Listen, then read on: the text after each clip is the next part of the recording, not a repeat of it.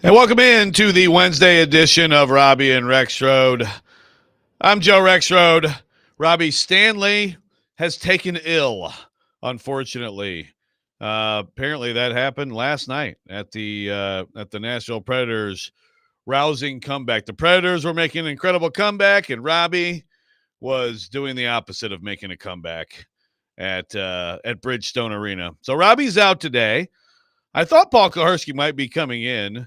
Not sure. We'll see. I guess we'll see, Joe. We'll see. But it's me, Joe Rexrode, here with you, and of course, producer Nick Keyser here. Nick, how you doing today? It was howdy. 4 degrees when I came in. How about you? No, it was cold last night leaving Bridgestone Arena. It was cold this morning. A little bit warmer actually this morning than it was last night, honestly. So I'll take it. But hey, it might get back up to freezing today. It was 4 degrees. What do you mean it was? I don't think it was warmer today. I think it was warmer. It felt warmer to me. Maybe it was the wind. I don't know. Okay. Yeah, I guess that does matter. Robby and Rexrode, sponsored by First Horizon. Big bank muscle, small bank hustle. Visit firsthorizon.com/get-it-all. And, of course, we're broadcasting from the Busy Bee Plumbing, Heating, and Air Conditioning Game Nashville Studios, home of the $99 yearly Beehive membership, where the buzz is always about great service. So we're sort of playing it by ear here in the first hour.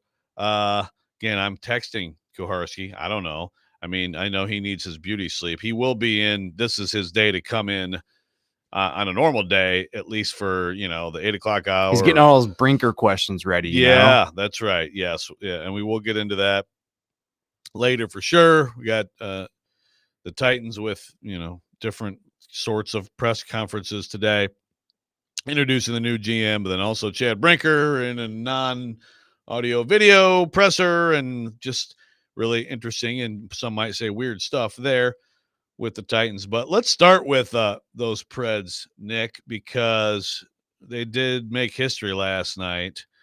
You're talking about the first 4-goal comeback in franchise history in a game that, and you were there, a game that would have been, a pretty significant embarrassment had it kept going the way it was going. UC Saros pulled after one period, just completely getting outplayed. The same day we're sitting there talking about what if they do make a run? What if they're building on this?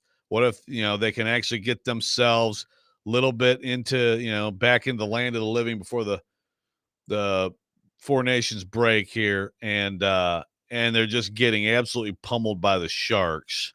And then they come back and they win 7-5. So, ultimately it's a pretty big win. I mean, I could see this win being one of those moments for a team that, is trying to get on a roll. But also I wonder about how it ever got to the point where you have to come back like that against the San Jose Sharks. I mean, last night I was sitting there and I honestly thought the game was over in the first period. I mean, UC Saros allowed the first shot to go in, and it was Macklin Celebrini, the huge name as a rookie. Yep. And I mean, after that, I honestly thought that the defensive performance was the worst I've seen it all season. I mean, Justin Barron caught deep in the offensive zone, and then it happened once again later on. I believe it was the third or fourth goal that he was caught lacking once again. But last night was just the microcosm of the entire season. Andrew Burnett kind of said it best afterwards, but it truly was a great example of what this season has been to its fullest extent so far. And look, Justus Onanen came in, and honestly, he's come in cold a couple of times since he was traded for, and he's looked really good. And that was something that I asked Andrew Burnett about last night, was him just coming in and what that does for his team. And, he's done a pretty good job. So with the Preds last night, Joe, they joined the Colorado Avalanche. By the way, I know that is it your aunt that likes them? Is that who it is? Or your cousin that turned from the Red Wings to the Avalanche, right? Yeah, Aunt Mary. Aunt Mary right. Was a day one season ticket holder in Denver for the Avs. And right. Remains a rabid Avs fan after growing up a Red Wings fan. Yeah, so they joined the Avs this year as the only two teams to make a 4-goal comeback and win, by the way. So that was interesting to see last night. Hey, Philip Forsberg scored late to put the the dagger and the big wound on the Sharks. I honestly thought that what was more impressive to me was that the Preds were able to rally. I mean, that's not something that we were used to seeing early on this season. And they're really hoping that this win is sort of a statement for them. And funny enough, they play the Sharks again on Thursday evening, Joe. So, but it's in San Jose this time. So we'll see how they react to this one, and they cannot get off to the same start on Thursday. Yeah, last night, of course, also could have been, it could have been, well, especially with Saros playing the way he was, a very interesting night with Yaroslav Askarov in net. Unfortunately, they played him the night before, so he did not play last night. But boy, would that have been interesting. Look, I will say, I will ask this also, and look, I mean, a bad game is a bad game, like you said.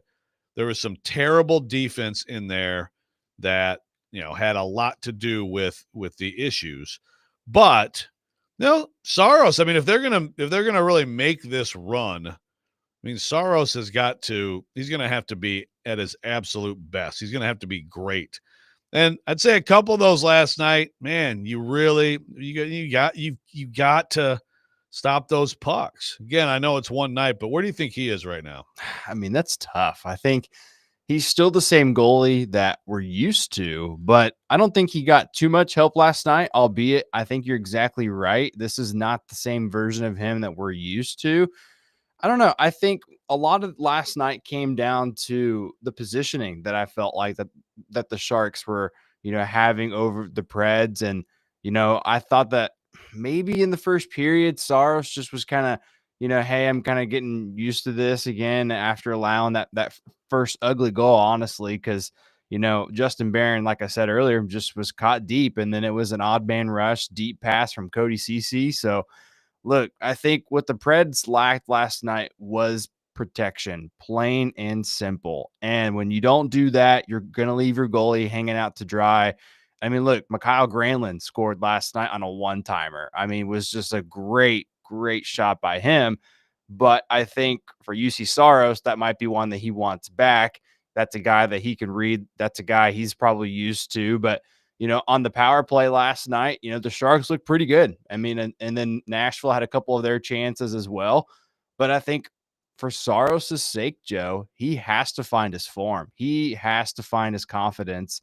And I don't think he's exuding that very well right now. And I think Justus Onanen has really seized the moment of opportunity for him to come in and play. And so good for him. But your main question is, you just signed your goaltender to a long extension over the summer, and it's not looking too pretty currently. Yeah, he has to live up to it over a long period of time. But again, if they're gonna actually do something here, great comeback last night, historic comeback last night. He's gonna have to be great. Big Justice looked great. A texter on the text line says, by the way, you can hit us up on the phone and text line, driven by WilsonCountyHoney.com, 615-737-1025. Big Justice. What do they call him? Yeah, they've been calling him Big Juice. Yeah. And he's the other juice too. Uh-huh. But yeah, I mean, 15 saves in relief, big time.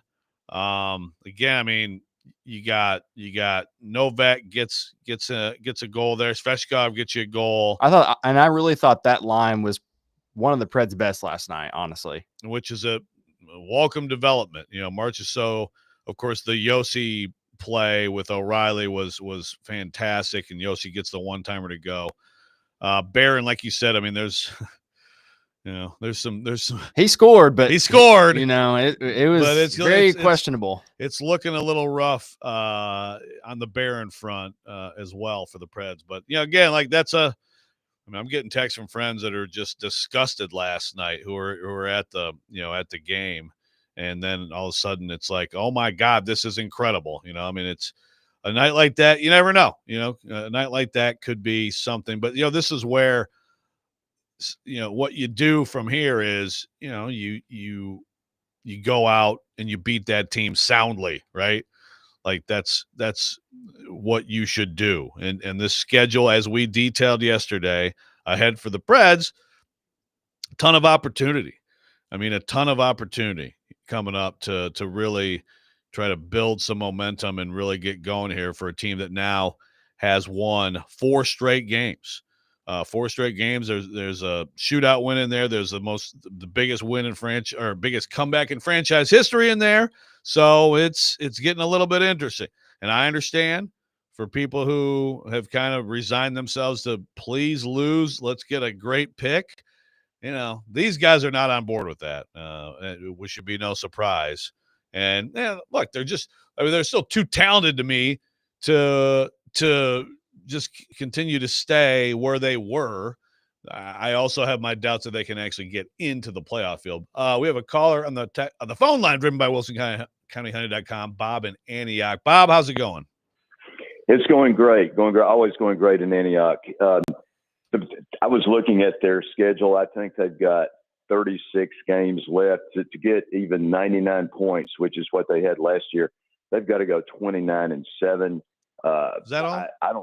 I don't think that I don't think that they're going to make the playoffs. So, being realistic, what do you guys think Barry Trotz should do? Because I'm sure that he realizes that the odds are very much against him. What do you think that he should do the rest of the year in terms of moves he should make or shouldn't make? It's a great question. Thanks for the call, Bob. And let's get to that. It's a really good question.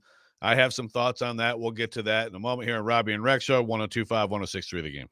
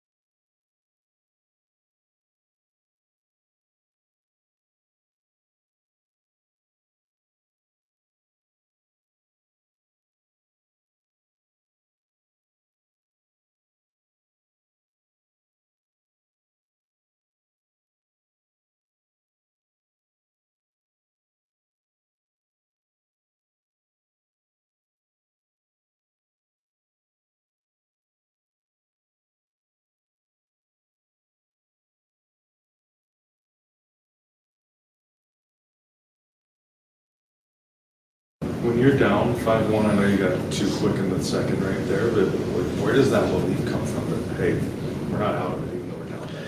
It comes from our group. You know, it's you're proud of them. You know they haven't given up all year, and they haven't given up in that game, and they kept pushing for it. There's nothing I did. They did it all, and they wanted it, and they went and got it. It was Andrew Burnett last night at Bridgestone Arena after the Preds completed the biggest comeback in franchise history. As Johnny on Twitter points out, also that it's the biggest blown lead in Sharks franchise history. Interesting there.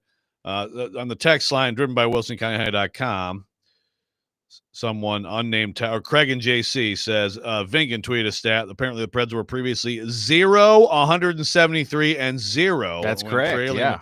That's a pretty good stat. 26-year streak broken. That's a pretty good stat. April in Portland says it was electric last night after the first. Barron needs to go. I have no idea why Stastny's not playing. Needs to be on the ice. Take it back, Joe. You know I want them to make it. Yeah.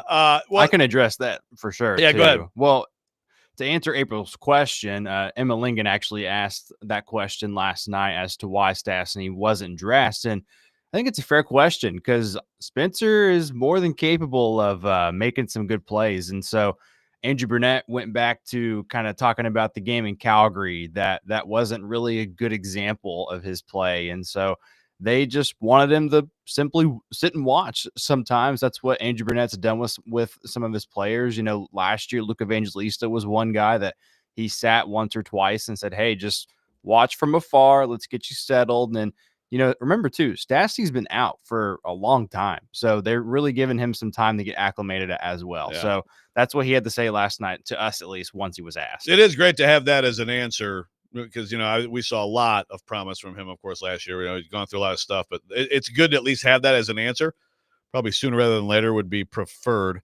Ty's very excited with your "We Didn't Start the Fire" intro, Nick. By the way, for anybody watching on the stream, I'm wearing this. Now, I can take this off so that I can look like Head Wound Harry on the stream, but I figured that, you know, I'll keep this. Ooh, wait a minute. I'm really hoping by the end of the show that thing doesn't come with your beanie at the end. It just will get pulled off. But yeah, you've been battling through. I thought it was hilarious that yesterday DJ Burnside put an egg on your head. I thought that was awesome. Yes. By the way, I'm going to get to Paul's question there, but another thing about last night, I mentioned it earlier in the first segment, but the Yossi play, you know, where he you know, has to go all out to keep the puck in the offensive zone, ends up with a Yossi goal. Here's what Andrew Burnett had to say about that. One of the key plays of last night's comeback. I mean, a lot of big moments, but the game tying goal by Yossi knocks it down, and in fact, it doesn't touch it, which would have been a whistle, and then Yossi ties it up. Just a lot of like little details that kind of go into the game there. Yeah, I mean, amazing play by an extremely cerebral player to do that and then tie up a stick. And Yost keeping it alive. We had that kind of relentless kind of identity there, especially that second half of the game. And that play showed a lot of it in there. But yeah, it was an amazing play by Factor, but even by Yost and by keeping it alive. And then he made a great shot. You know, obviously it was a huge goal for us. Kind of got to our game that period. That was Andrew Burnett after that ridiculous and awesome play by Roman Yossi. So look, I think the another stat for this team, of course, Nick, is 4 goals or more, and they're tremendous. And you flip it around 3 or less, and it's a problem. To Paul's question there, you know, I heard Barry Trotz on with Jared yesterday, and of course Jared keeps asking, like, you know, basically like, you know, that he would like them to lose, you know, and get a draft pick. But obviously that's not how these guys are thinking. First of all, I mean, I think it's really important to have an idea of what you're working with for next year, whether you make a run. I mean, whether you actually get there or not. I think it's a big deal for the players and coaches that they do go on a run, that they do make a push for it, and that will screw up the draft thing. But obviously they couldn't care less, and you can't expect them to care at all about it. So as far as what Trotz would do around the, you know, I think we've talked about this, but I have a hard time believing there's any performance on the ice that would inspire Trotz to go get a rental. I don't see that. We've talked about the O'Reilly rumors. I also think if they're going to play well, I think that's also not on the board. Like Alex Doherty said yesterday, I mean, they're light on centers anyway, and so I think that a buy of someone who he believes could fit into the future is possible. But, again, it's like, do you sell off a major piece? I mean, I think that's possible. If you're making a run, if you're really making a push and everyone's playing well, then that's less likely. And again, it's not just, do you finish it? I mean, you put yourself in such a hole. It's very doubtful. As Bob, did I say Paul? Did I call Bob from Antioch Paul? Did you really? I'm sorry, Bob. Yeah, and sorry, I was on. I think I called you Paul, but yeah, yes, you're good. Bob, Hey, speaking of Paul, great caller, always on the Preds. What's up with Paul? Speaking of Paul, he'll be here at 7:30. He tells me 7. So are you serious? He's coming at 7:30. That's what he says. Yeah. I mean, he comes in earlier on days when, like, I'm not alone here flailing by myself. He's desperate. He's desperate. Joe is desperate. Unbelievable, man. Freaking believable. Yeah, no, I think I was, and sorry about that.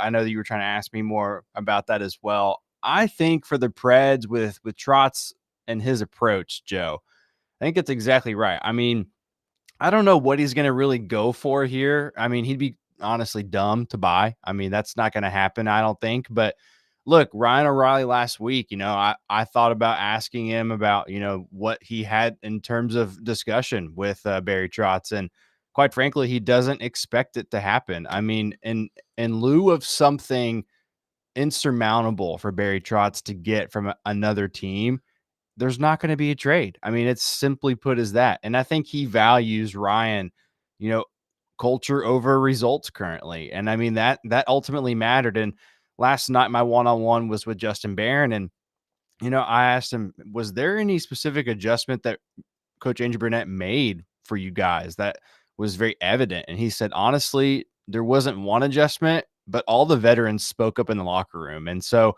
to me, that's really telling about how much this group has really changed since the start of the season. The first 2 months were just abysmal. Yeah, but and then that's where I get into, and I understand they have veterans, they have good culture, but I mean, I just like if you perform the way they did in the first 2 months of the season, then the obvious question is, well, where the heck was the culture then, right? Right, exactly. I mean, so. But I'm with you. I mean, Ryan O'Reilly is he is a culture setter. I mean, there's no question about it.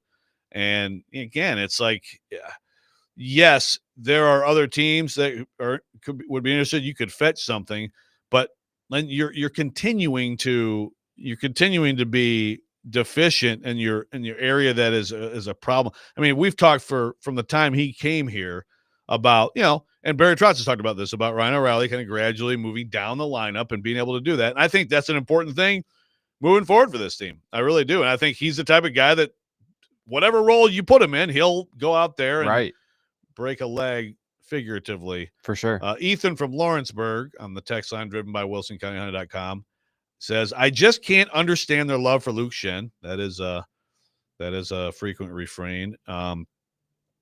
Joey from Bellevue says PK is probably watching the stream and laughing at Joe fending for himself. He also said, I think you're doing awesome, Joe. Thank you, Joey. I don't know that I'm doing awesome. I smoke weed constantly. There you go. Exactly.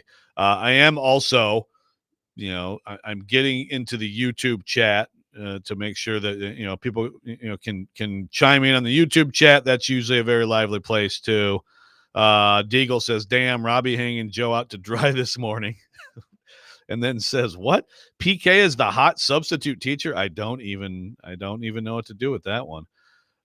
George says, yes, Saros is allowed to make a save to bail the team out for their whack defensive coverage. Yeah, look, I mean, it's, again, no one will ever blame the goalie. No hockey team, no players, no coaches will ever say, yeah, the goalie, it's a tough night for the goalie. It's always like, we got to be better. And that's true. They do have to be better. There's no doubt. Yep. They made some brutal mistakes and left him out to dry. But again, when you're a guy like him, paid like he is, with the franchise investing in you, like, you've got to you got to bail some people out. So, I mean, I think this run, again, it's 4 in a row, but this run that they're hoping to have does not happen unless you get grade A UC Saros. Yeah, for sure. Well, hey, unless they turn the keys over similar to how the Red Wings did with Dominic Hasek and Chris Osgood, you just never know, I guess. But look, I think, and by the way, last night, for just some more context and some and stats sake, because I love looking at stuff like this, is that was the second time that UC Saros started a game and allowed 4 goals on 8 or less shots faced, by the way. So, and the last time that happened was back in 2022 when they were in Seattle. So, look, I mean, things have to get better defensively. Luke Shin, great question for sure. But, you know, whenever I start questioning Luke Shin, he fires a rebound and someone scores right afterwards. So it's really strange how that works. Or he'll throw some But hands with some yeah, effectiveness too. that's true. Let's not forget that. Yeah, very true. But I don't know. I mean, look, there are some attractive pieces on this team for sure.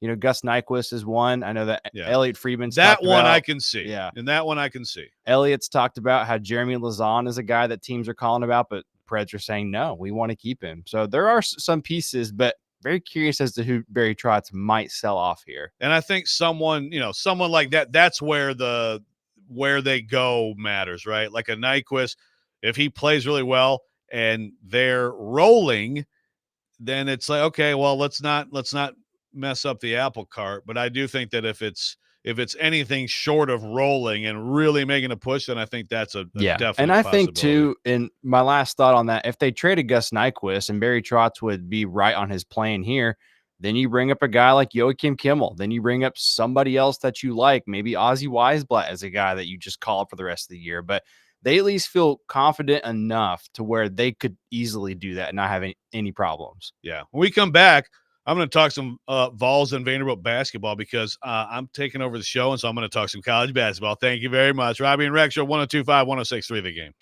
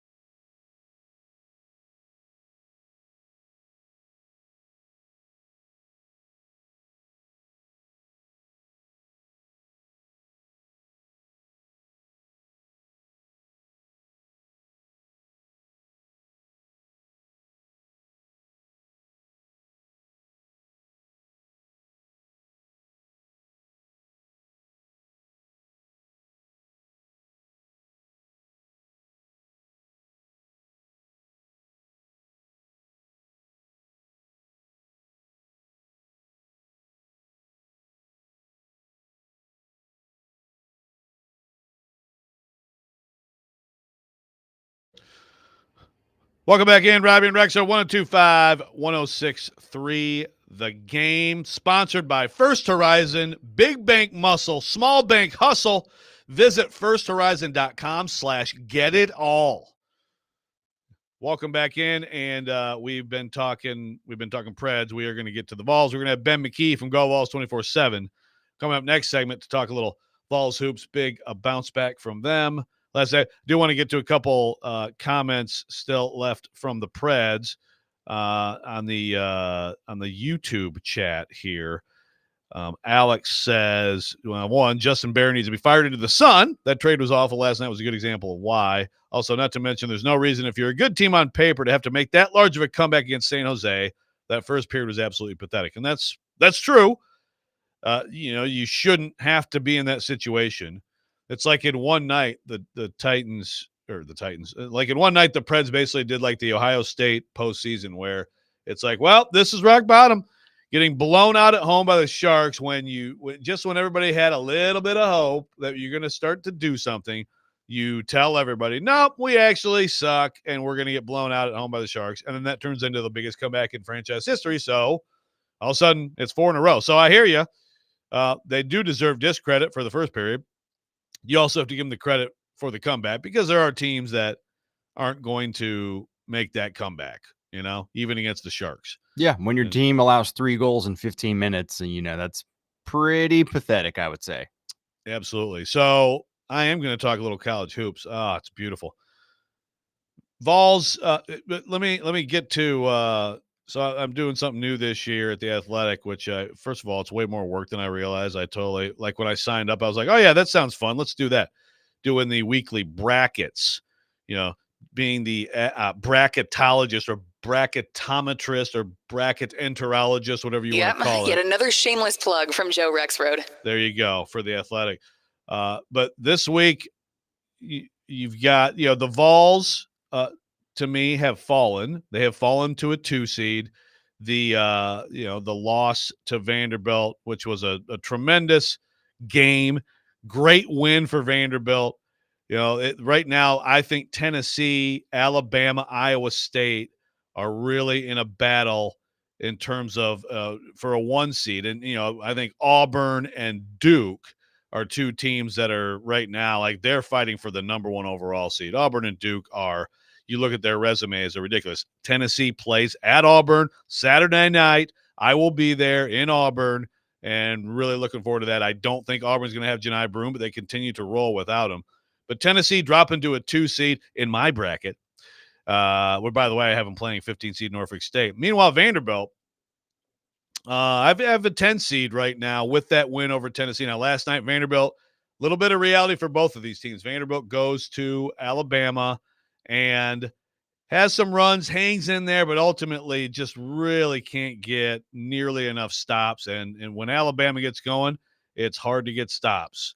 But a little bit of a dose of reality for Vanderbilt last night at Alabama, but still, you beat Tennessee. I mean, that resume got way better. So I think Vanderbilt right now is safely in the field. Huge for both of these teams, just massive games coming up on Saturday. Again, Tennessee at Auburn with a chance to beat the number 1 team. Tennessee, well, not too long ago, was the number 1 team.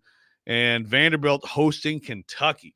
Be very interested to see. I mean, Kentucky's having a better year than people thought. And Kentucky fans are excited, and they're pointing and laughing at Arkansas as Cal sits there still with no wins in the SEC. Kentucky traditionally puts a ton of people in Memorial Gym when they play at Vanderbilt. I expect plenty of Kentucky fans there, but also feel like Vanderbilt students are energized. Vanderbilt fans are energized by this team, still 15-4 after that loss, trying to get in the NCAA tournament for the first time since 2017, first time in 8 years. And I think they got a fighting chance to do it. It's just this league is just so brutal. And speaking of that, the Vols, again, you lose that game at Vanderbilt. That's a crusher. Chaz Lanier has a chance at the free throw line, misses the free throw. He's been struggling. You've been struggling to rebound. That is a concern with Tennessee. But then Chaz Lanier gets off immediately last night, finishes with 23 points. That team is just it's so hard to beat that team. But beat at home. But Mississippi State is a team that last year really punked Tennessee twice, including here in Nashville in the SEC tournament. A lot of the same guys from that team. And so what Tennessee did in holding them to especially 16 points in the first half, they got 40 in the second half, made it less of a blowout in the final score than it really was. But that defensive effort, Tennessee, I think, is still a team that when it comes down to it, can be as good defensively as any team in college basketball. It comes down to, again, the rebounding thing is a little bit concerning. But they have rim protection, and like Okpara last night really stepped up on the glass. They won on the glass against a very good rebounding team. So that's rebounding is somewhat an effort stat. I mean, to some extent, but Tennessee has had some struggles in that area in some of these games, which is a little bit strange. Well, Joe, let me ask you. Look, like this is where Toby Awaka was such a key guy for them off the bench last year, and they don't have him. So they've got to have other people have got to step up, and guards have to rebound. For sure. Joe, let me ask you about Tennessee in this regard, because I've kept track of their season relatively well compared to most teams. I don't watch too much, but I watch enough to keep track of the Vols. Why do you think they've had problems, maintaining leads over good teams? Obviously, they were upset once this year so far. It was a pretty close game from what I thought at first. Then it kind of just got out of hand. But what do you think they have to do to mature their game to ultimately be this powerhouse that everyone's kind of dubbing them to be? Yeah, the rebounding has been an issue. They got blown out at Florida. So they got blown out by 30 at Florida, and they've lost 2 games. They got blown out by Florida, and then they lost this incredible 76-75 game Saturday at Vanderbilt. My concern for them is depth. My biggest concern is probably the weight that's on Zakai Ziegler's shoulders. I think he's an All-American. The midseason All-American teams are coming out. He was on my team, and I think he should be on everybody's team because people should take defense into account. And I think too many people look at scoring totals and just go off that. Zakai Ziegler does everything for that team. When he's on the floor, it's a completely different team than when he's off the floor. And there's no true point guard backup on this roster, which I think is a mistake. And of course, some guys have left and things like that. But, Freddie DeLeon is up at Penn State. They'd love to have him right now as a backup point. It's hard to keep guys in those roles in this era. And so he's up playing a lot more at Penn State than he would be here, but he could be making a Final Four run here, and that's what happens. So it's hard. And Ziegler there's just so much on him, but his defense, Meshack and Ziegler together, it's the best defender combo in the country. I'm confident in saying that. And Ziegler himself is an All-American because on both ends of the floor, he completely drives that team. And it just bothers me that, like this year when the All-America stuff comes out, there are going to be higher scoring guards who might end up, beating him out. But defense is half the game. And I'll say that forever and ever. But to answer your question, look, they just have to get better. They have to they have to rebound. They have to not go through those offensive lulls. I feel like Rick Barnes' teams a lot of times around this time of year, late January into February, have some offensive struggles that have to get through. It was good last night that Chaz Lanier kind of broke out of the shooting slump. So at Auburn, it's been good to see him play well too. By the way, I've really enjoyed having Lanier on that team. Where did he come from? It was somewhere in Florida. Was it North Florida? North Florida. That's right. Yeah, but no, I think he's been a fun player to watch for them so far. But can he make the biggest difference for them down the stretch, Joe? That's the biggest question mark that I have for them is, can he be a dynamic guy? Obviously, it was Ziegler who got hurt last year, right? No, so that was 2 years ago. 2 years ago, that's right. But regardless, I think for them to make some noise in March, they had a pretty respectable run last year. But they went to the Elite Eight for the first time, or the for, second time in school history. So we'll see if they can, repeat that and go farther than that. But look, I think there's a lot of questions there for sure. And like you said, they have to get better overall. But, I mean, ultimately, if they can be dominant in the paint too, that'd be nice. So we'll see what they end up looking like later on, Joe. So Tennessee has at Auburn, they got Kentucky at home, they got Florida after that, they got and by the way, Missouri after that. I mean, there's no rest at all in this SEC. Coming up, we got Ben McKee to talk about this team. Robby and Rexrode 102.5, 106.3 The Game.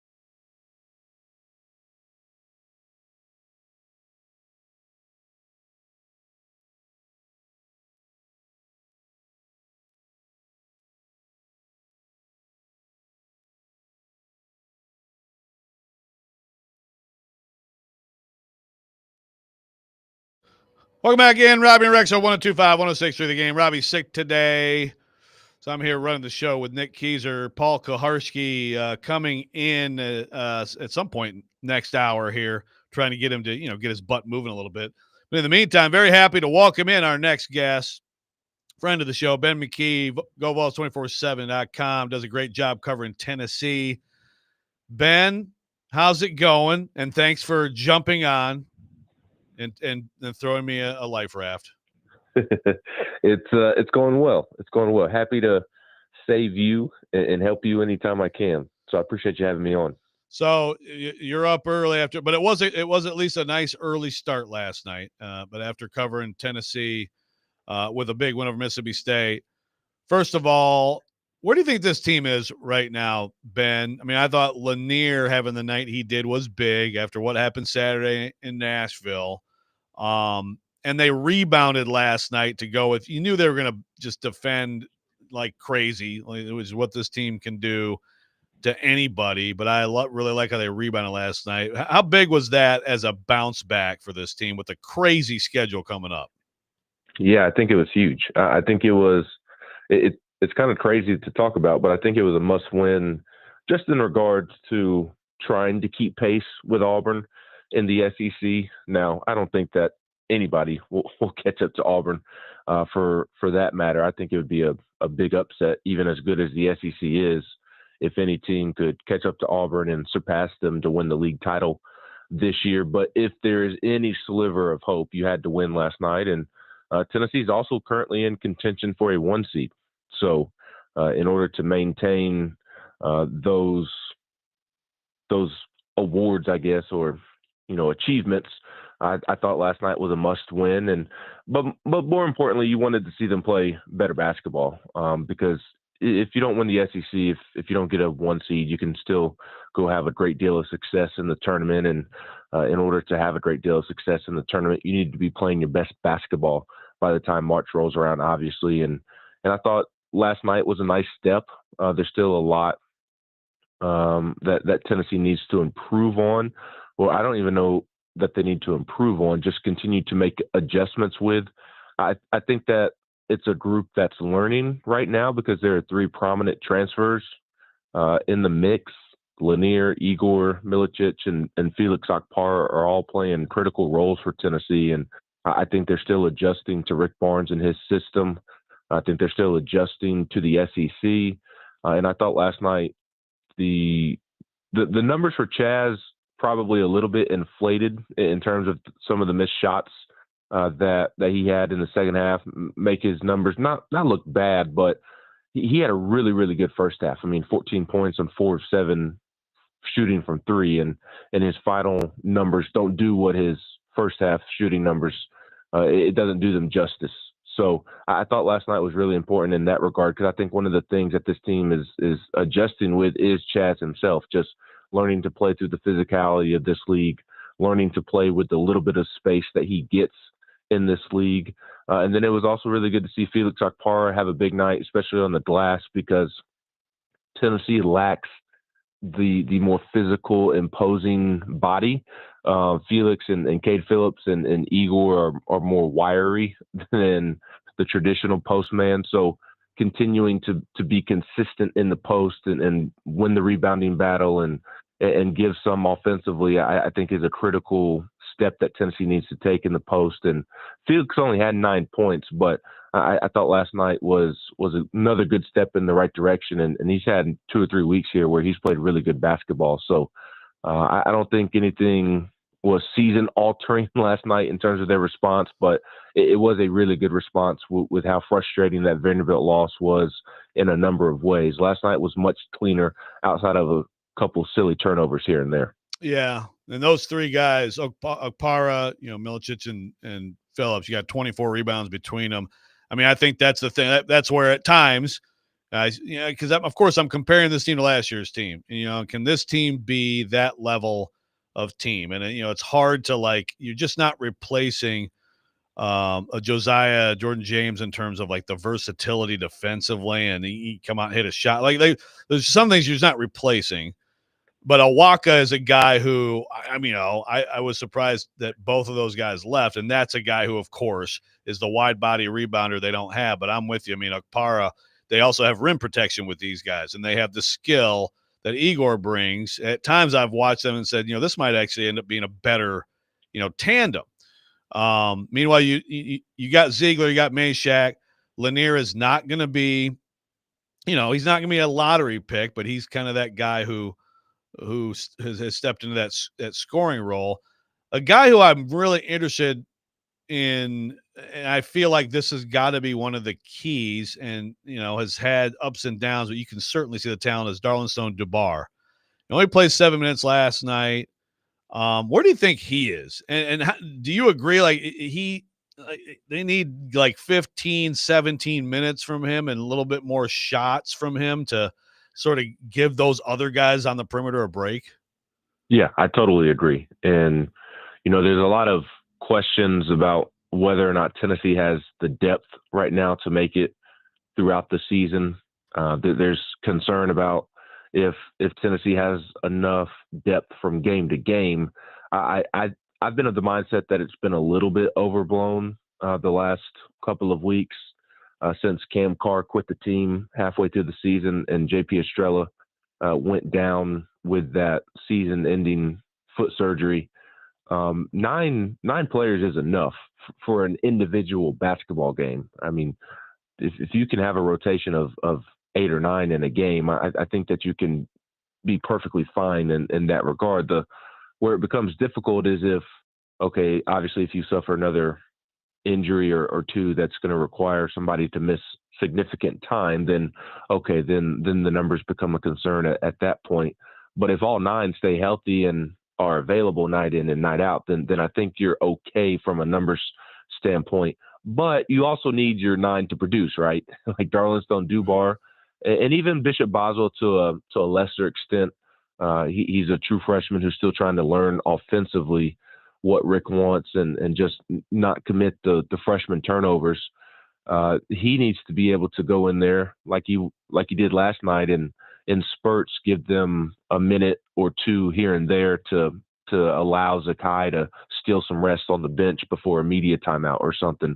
But with Dubar, he needs to contribute minutes wise for sure, because the 9 scholarship players available, that doesn't work if Dubar is not contributing, because now if you take the freshman Bishop Boswell into consideration and then you take Dubar who's not giving you much, I mean, now all of a sudden that 9 turns into 7. So I do think it's critical that he takes a step forward.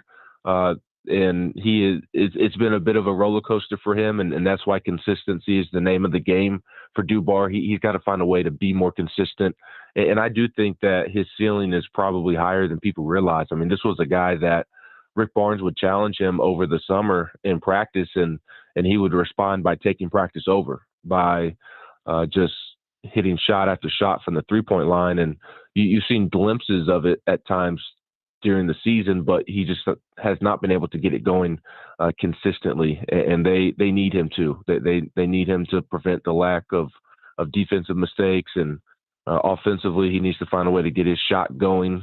He was able to hit a couple at Texas, but he has not been able to hit much since then. So I completely agree with you. He's somebody that he doesn't have to carry the load, but he has to be a piece of the puzzle from a number standpoint, and because he's good enough to do so. And we're talking about Tennessee in regards to making a Final Four or Elite 8 run.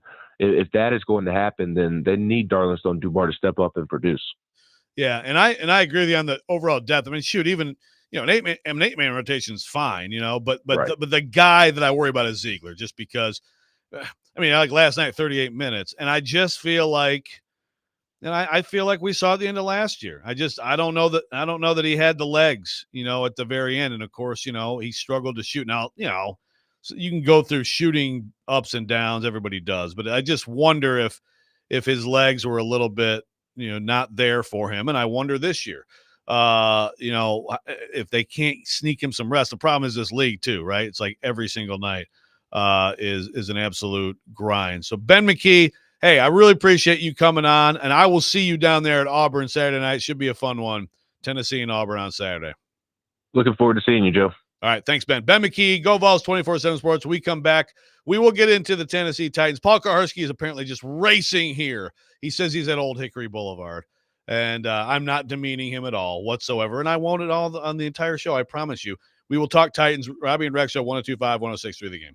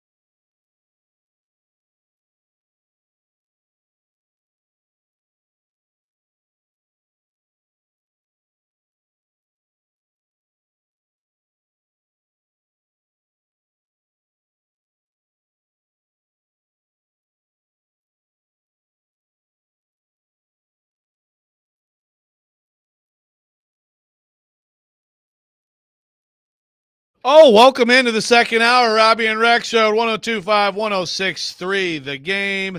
Robby Stanley out sick today. We hope he's feeling better. I'm Joe Rexrode. And Robby and Rexrode is sponsored by First Horizon. Big bank muscle, small bank hustle.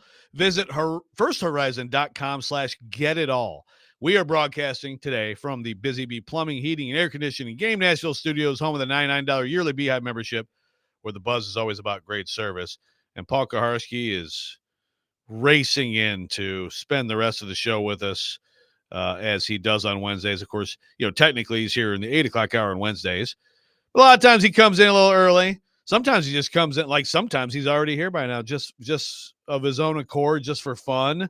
And today, when I really need him, he is going to get here at 7:15. I can't complain. I can't. Hey, but I can't complain about 7:15. Yeah, Joe, but I you know can't what? complain that Chase never told me what was going on. But Yeah, hopefully look, he's listening now. It was a whole befuddled thing. Just be grateful that our friend PK is coming in. Okay, I'm always kind and grateful. don't press your luck, man. I'm always kind and grateful when it comes to the hustle is a lot more real. With him and small bank hustle, and you're the one wearing the big old beanie, looking like a old rapper, man. Look at you. You look like what's Eminem's name in 8 Mile? Don't tell me. Oh gosh, isn't he white? Is it the Rabbit? Right? Yeah, Rabbit. Tigger's name is Rabbit. Well, Yeah. I think you were right earlier when you said it looked like Michael Scott when he and Dwight are doing like that rap for like whatever it was, like the yeah. There you go. The company video. Yep. I think that's more. Look, I can take this off. I guess I can leave it up to the viewers, whoever's watching. I'm head wound here. I could take this off. You could look at the huge bandage on my unsightly cut on my head, or I can do this. I've gone into the store and I've taken to just wearing this, it's a nice athletic little beanie, I guess. I mean, I call it another a stocking. shameless I plug. call it a stocking cap, but I guess Who says that? That's what this is a stocking cap. But my daughter Caroline was like, no, that's a beanie. I'm like, is It's that a a beanie? beanie. Okay. All right. I guess it's a beanie. Yep. All right. So the Titans today are having, have things changed? I don't know. Are they keep changing these things? No, I don't think it was said well, but I think the They're- plan has always been the same from what I've seen on social media. Okay. So they're having two press conferences today. One of them will be with President Chad Brinker. That's at 10. And apparently that's, no audio, no video. You can tweet it if you're there, but quotes only, written out quotes only. And then your traditional GM intro press conference at 11, but Brinker will also participate. So he'll be there for that. It just, look, there's a lot of things like this that happen, and it comes down to writers versus broadcast. Okay, for example, the Titans. I keep mixing these teams up. Titans last year had like a thing with writers. I think it was basically all writers. If I'm wrong, PK can correct me when he comes in here. But off the record, that's an off the record thing.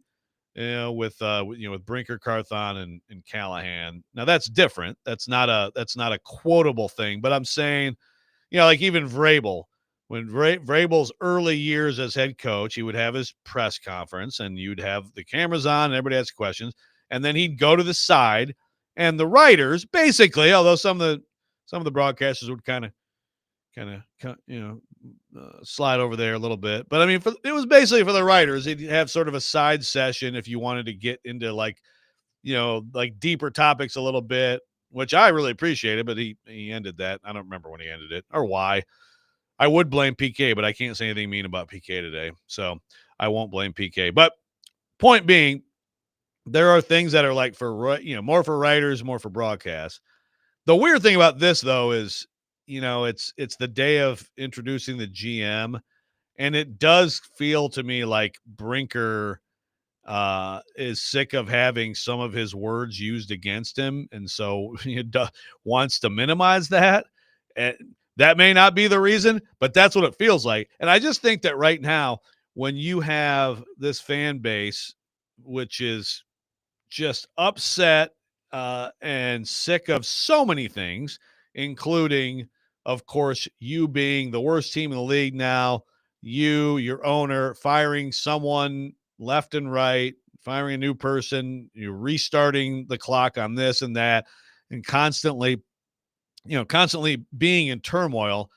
Then this comes off, I think if you're a fan, like, oh, so Brinker doesn't think that he has to have a press conference where we get to actually hear him, where as fans, we can follow the press conferences, because that is a thing with press conferences now. We've lamented it before, and I probably still will, but it's a reality, which is that these press conferences now are aired live. We air them live all the time on our air. Other stations do too.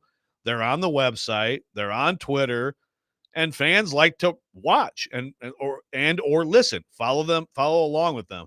So then when you come out with this, well, Brinker's going to be available, but it's just going to be, you can't record any of it. You can't air any of it.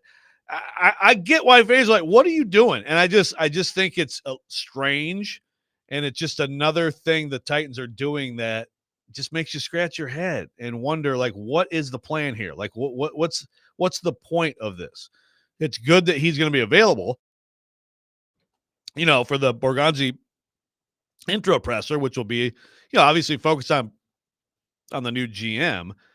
But, it's like, it's one of those things that it's probably better to just have a session, which a lot of people do with writers, and just have it as an off the record session and talk about whatever you need to talk about, than this. Like, either, to me, have a press conference where it's a press conference, it's quotable, it's everything, all mediums are welcome, and do that, or don't do it.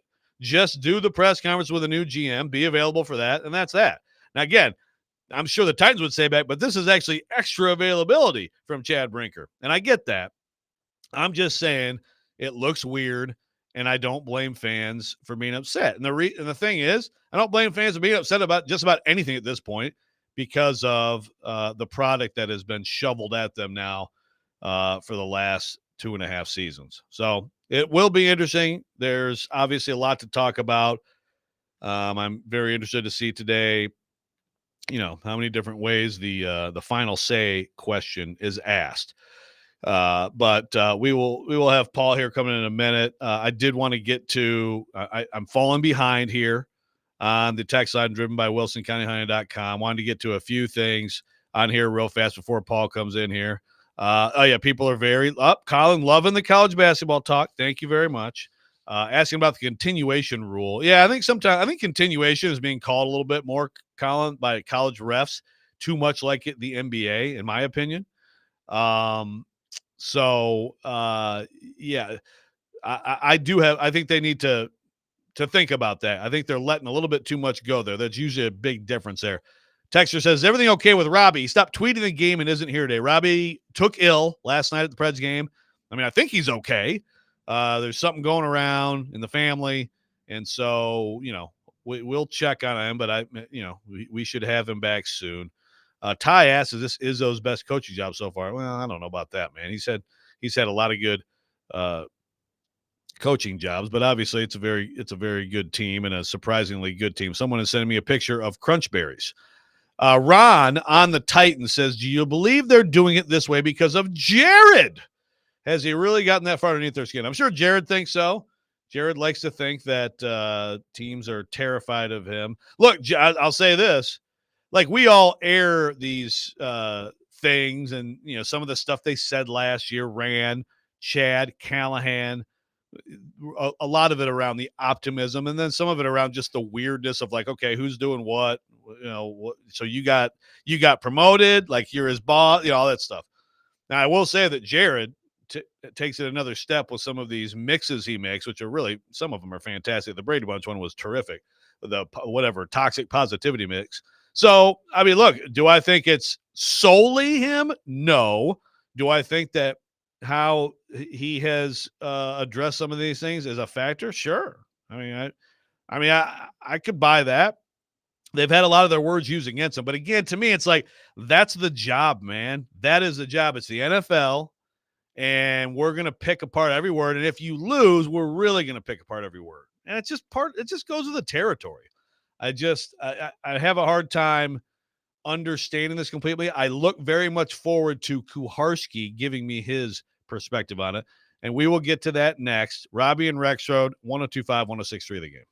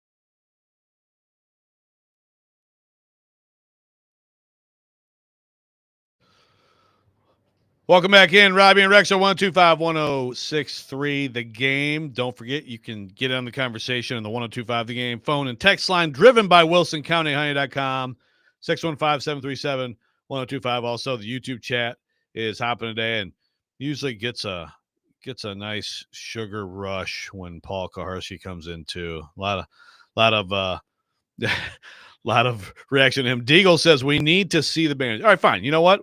While Kuharski's walking in the building. Okay, look, I'll show this to you. Okay, I mean, I'll show this to you.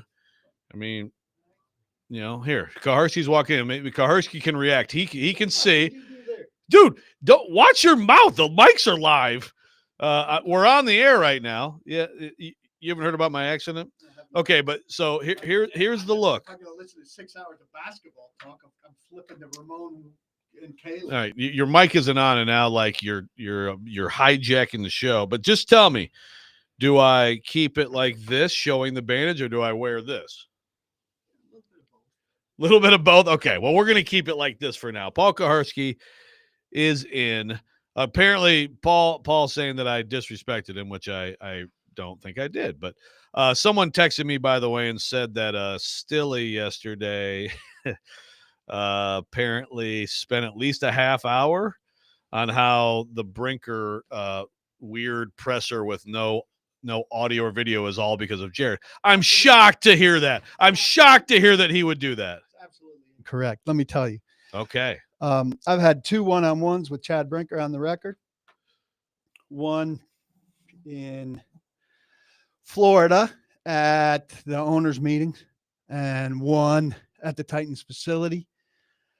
Sorry, out of breath because I ran up the stairs. For the analytics story that I did, at each I was asked not to do any video snippets. Now, it's weird in a one-on-one to whip out the camera and film a little. Yeah, I mean that's one of those things in different eras where when your place is like video, can you just get like a minute of video? Right? Yeah, but that's typically what you would do, right? You do that a lot in one-on-one, like you say, hey, can I take a video of this answer? Yeah, during an air, which I hate. But you'd like to fold that into your. I hate it too, but you'd like to fold that into your piece, generally speaking. But when somebody asks for that, you say sure. And then you want to take a picture or two to accompany your piece and to show the setting that you're talking in, which is what I did in both of those situations. Okay. But to make it like this the first time he's ever asked for this, or that it's a Stillman special, is ridiculous. Okay, well that's fine, but there are different situations, right? That's what I was trying to say earlier. Like like there's off the record situations, there's step aside. Go over on the text line and say, like David Poyle, he'd have his presser, and then he'd say, okay, step to the side. Any further questions? Writers sometimes, like writers are working on deeper stories or on a specific topic, and it's not quick soundbite stuff. It's very different sometimes, right? What people are looking for. But I think today is weird in that you have a presser to introduce your GM, but then you have this presser before it and no audio or video. And like it or not, it just comes off as strange. And like, here's a texter who says, in this situation the team's in, Amy saying clarity and transparency are important to then hide from fans out of touch with reality. Perception is horrid with fans. Hell, with most people, perception is reality. I mean, I'm sorry, but I get that perception, which is like, because we've talked about it. And again, lamented it, but talked about how these press conferences now are things that's content that fans consume. Yeah. Right? But fans are being ridiculous with him hiding. He's not hiding. He's speaking on the record. So it's not hidden. If it's not coming in the form that you want, well, I understand you're complaining about that. But that you have to have it instantly on your radio and that you have to have videos on your Twitter feed, that's a little bit of a you problem. I'm not saying it's not weird. Don't get me wrong. But I'm a print journalist. So I like that I get the quotes. I'm the wrong guy to bash this. I get that. I like it because TV cameras aren't getting it, and because Stillman will actually have to read, which is a big challenge, I think. Grant in Clarksville says PK defending Brinker as always, but he doesn't hold anyone for. I didn't say it, PK. I think it's weird. Yeah. I think it's weird, and I so okay. But so I'm going to get information. Yeah. All the same, and people seem to be losing out on that. They're making it like he's not speaking. He is speaking. Yeah. No, I understand. No, I mean honestly, that is the thing. Is like the writers are like, oh, good. Now, does that mean that because there's no audio or video, does that mean that the TV reporters are not asking questions? I mean, there's one TV report. I don't want to get in any more trouble with TV reporters. Why? What trouble are you in? You in trouble with TV Well, no, my reporters? general stance on TV reporters. Well, we've got a lot of good ones in this town.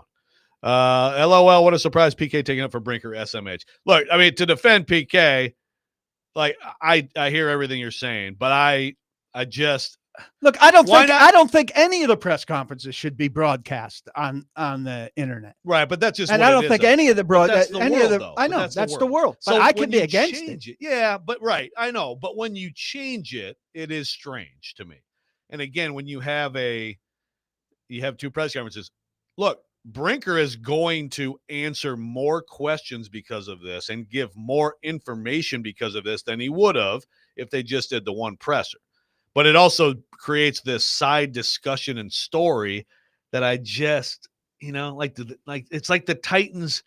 Well, it's like the whole thing, which we're going to get into with Breer's report and your counter report on the final say thing. That people are saying different things over there. Again, they can't get on the same page, apparently, right?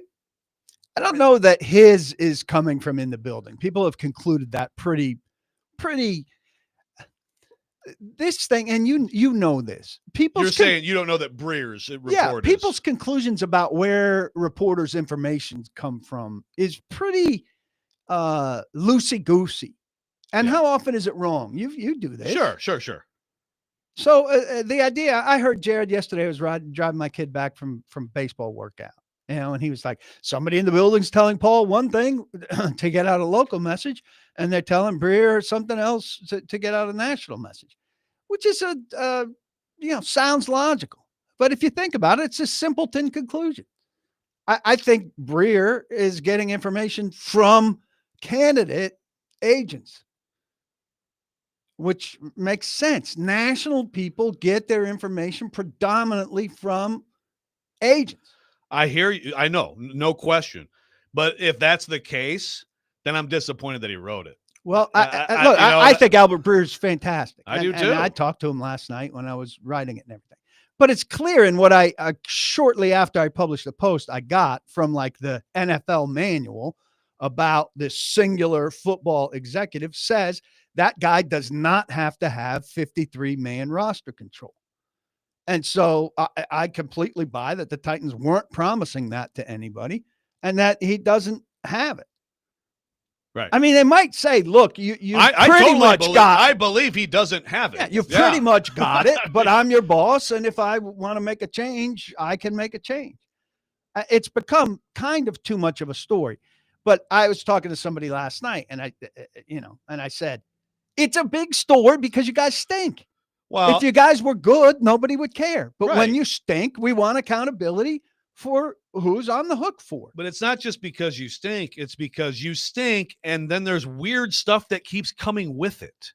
There's stories that contradict each other. There's haziness about who's doing. I mean, again, we're talking years now. And so here we are again. And again, I understand to a point like what they're doing today, but I fold that into all of it, which is like, okay, you're having a presser, but not really having a presser, Yeah, you said something about Brinker being at Borgonzi's press conference. Do you know something about that? I thought that the Titans didn't send that out. Well, I thought it was two separate things. I mean, I suspect somebody's got to introduce Borgonzi, but beyond that, I don't think he's a part of it. You don't think he's a part of it? Okay. Well, I don't know. I've asked for clarification on that. Okay. Well, I thought he was, and we'll have to get to the bottom of that for sure. So here we go. We're continuing to be confused by the Tennessee Titans. We will come back and talk through it some more. Robby and Rexrode 102.5, 106.3 The Game.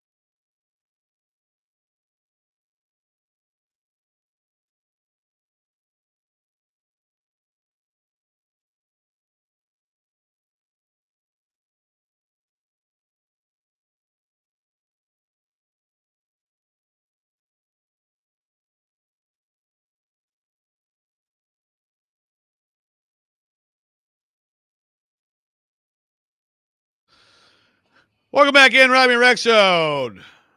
Robby out sick today. Joe Rexrode in here. Paul Kuharski in studio. This is probably his favorite Springsteen song. We'll find out. Robby and Rexrode, sponsored by First Horizon. Big bank muscle, small bank hustle. Visit firsthorizon.com/get-it-all.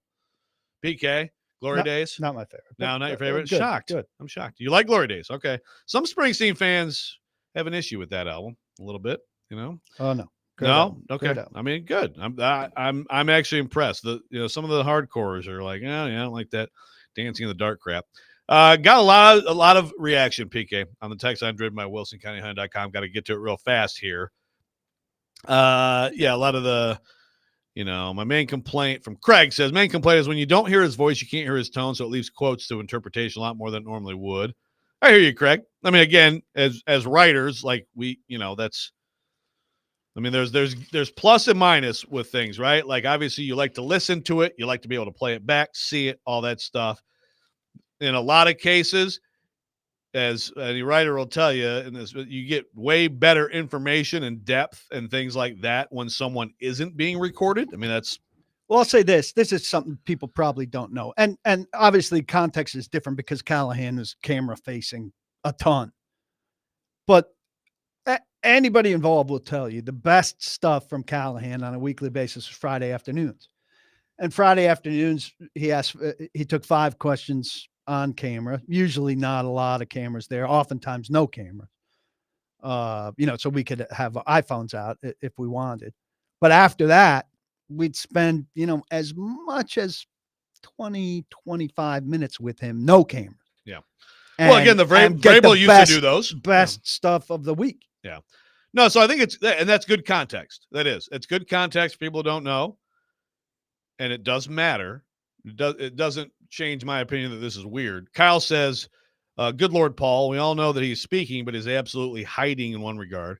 I don't disagree with that, but I will say this. I'm told he's part of the 11 a.m. presser as well. They're just trying to get some of the Brinker-specific stuff off of out of the mix for the bigger press conference so that the second press conference could be more about Borgonzi. So, but Brinker will be there. There will be audio of him. There will be video of him at the second press conference. For clarification's sake, because we were not sure as the last segment ended. He will be there. He will be there. He will be available. Dustin from Hopkinsville says, dude, LOL, quit reaching weirdo since you called a lot of us weird. Sit down and report. You're just as suspect as Brinker, LOL. He's talking to me? He's talking to you. Yeah. I guess when you say all these fans, Jared says 90% of the text line thinks Brinker's hiding. Brinker's a snake. He's got something to hide. Okay, pumpkin. This is a very long text. And he says, someone's got to be paying PK or promising him a position. This kiss assery is on a whole other level. I get it through your skull. He is speaking on the record. Now, is it ideal for most people? No. Is it odd? Yes. Do you hear me saying those words? Apparently not. But he is speaking on the record. All the questions you want asked are going to be asked, and he's going to answer them. Will you hear them immediately? No. Is that tragic? Apparently so. I'm saying it's weird. I don't think it's ideal. I think optically it's horrible for them. But we're going to get answers to those questions. And if he looks shaky or whatever, guess what? We'll say it. Yeah, but that's the thing. So that's I guess how I'm trying to think of it from their perspective, from his perspective. Because like you said, someone clarified to you, trying to get some stuff out of the way, right? Trying to get some of the other stuff out of the way and make it about Borgonzi. But the reality, Paul, is that it's not just about Borgonzi, right? I mean, this is not a traditional GM hire. There's questions about final say and all that stuff, but also just Brinker's rise and everything. So a lot of the questions that are going to be asked of him, I think, are the most important ones, and those are the ones that are not going to be broadcast. And I agree. Like the texter says, this wouldn't happen in Philly or New York. I hate the whole this wouldn't happen in Philly or New York all the time, right? Now, Nashville, media, soft, whatever, blah, You know blah, what blah. wouldn't happen in Philly or New York? A fan's going to use this now? You know what? It wouldn't happen in Philly or New York? In J-Rob, we trust. Let Rand cook. Fans in chef hats. That wouldn't happen in Philly or New York. So don't use it all of a sudden to your advantage when you're about to do Borgo, let's go. Ooh. Or the Borgonzi scheme. And all of that, which I'm already getting. Oh boy. Where they make two hires and fans start to think that things are fixed because Fassel and Borgonzi are here. Okay, so don't give me like you're a big tough fan base like Philly or New York. If this was Philly or New York, we're going to be like Philly or New York here. You're the softest fan base in the league. Okay, you're telling me that those fan bases don't have homers and sunshine blowers who say everything's great. I mean, hey, come on. Percentage-wise, Joe, you haven't spent enough time up there. I mean, I have no idea. You have a great handle on percentage-wise. I grew up in it. I understand that Philly fans are ready to boo their team for a 3-and-out. I mean, they're like, there's no question. Like in Philly, they boo their home team like I've never seen anything. But come on. I mean, there are also bigger fan bases. You still have a lot of people who would be like that, right? I mean, people are pissed at Howie Roseman all the time. They're not wearing T-shirts with his picture on it. Yeah, but I mean, you act if like Borgonzi, you act like the majority of Titans today, fans are wearing if chef Borgonzi hats. is good today, they will. There is a good percentage of the fan base that will be like, "We did it, we got our guy." Watch, and they'll love the tone. It'll really benefit him that he's on camera, and that there's audio. The text line is absolutely blowing up on you. Let's see. PK, you're full of bleep. Philly fans wore dog masks. Oh God, is that like the Michael Vick reference? Ugh. I mean, like fan bases. Yeah, I don't know, man. I mean, I understand kind of what you're saying, but I think it wouldn't happen in those markets. Also, just because it's just I don't know. Have you talked to some of the other writers or people? Like, have you talked to other media? Like, what's Johnny think about this? I don't know. Johnny covers the Titans part-time. Yeah, I don't know. I mean, look, it's sorry, I'm struggling to keep up with the text. Yes, this is the problem. This is the problem. This is the problem with you could me. go back to your bread and butter and talk some college basketball and get people turned away. I'd be happy. I'd be happy to do that. Jabari Martin on the YouTube chat says, "I'm here, PK. Not going to listen to Brinker Propaganda TV. PK is a print journalist, does a podcast of radio and video. Brinker getting roasted for looking like Brock Lesnar. Okay, I don't know. Anyway, apparently he's doing other interviews. I don't understand why people can't hear everything I'm saying. It's weird. It's not good for him. Yep. It's unconventional. All of that. Still, he's going to be asked all of the questions, and we're going to get answers on all of the questions. Yeah. Ultimately, the answer, the questions and the answers will be there. But I think that because some of the burning questions, you guys aren't not waiting for the Bergonzi presser, right? So those will get it. So it's like we'll get some of the stuff out of the way. Yeah, you get the tough stuff out of the way. Yeah, and then that will be not content to be used later. Do you buy that as part of this? Now that whatever he says, if it's worth discussion later. But in this medium is what I mean. Well, in this medium, you and I are capable of having a conversation about what he said, and is it not ideal that we play clips? I don't know. You and I aren't clip centered. We can say he said, and this sentence that we read and use it. And is the show going to blow up because we don't have audio clips? No. Right. No, I understand. I'm saying from his perspective, you don't want to hear it because they have some of these clips. And I think like the Rand checking the box thing with Charles. Well, the Rand Davis. checking the box thing was not in a press conference setting. It was on a Sirius XM. No, interview. right. But it's recorded, right? It's there as a piece of content to use against you later. Sure. Wherever it was recorded, it is, there is something about that I guess is more mocking and maybe more damning, right? When you use it that way. Absolutely. And they're hiding. And that's where I understand whatever. If Stilly said like it's about me, I don't want to ask a top guy, whatever. But I do. I mean, he takes that stuff and weaves it into some beautiful tapestries. I give him credit.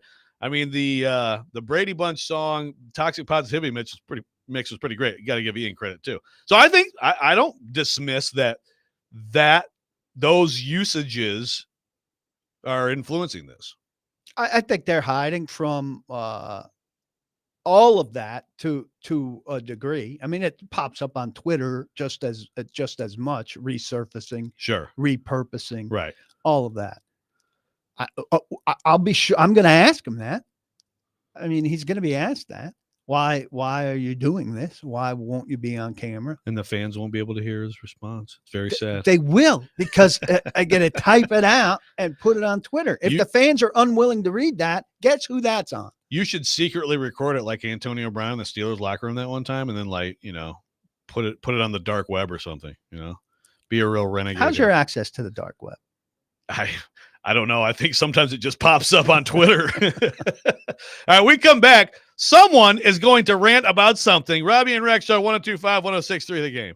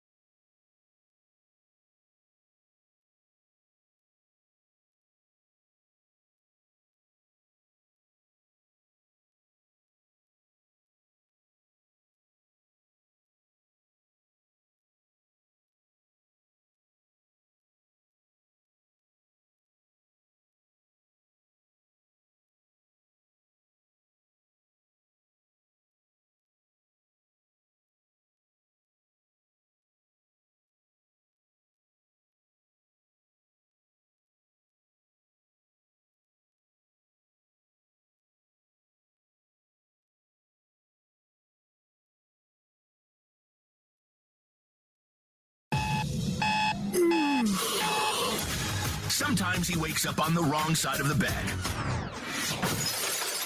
And sometimes he's just, well, Joe. Awkward moment. Let's do it. This is the Rex Rant, now on Robby and Rexrode. You could take Borgonzi and all these guys over there and say, yeah, well, they all jumped on the Patrick Mahomes gravy train and toot toot and all look like geniuses, you know? I mean, you could look at it that way too. In J-Rob, we trust. Let Rand cook.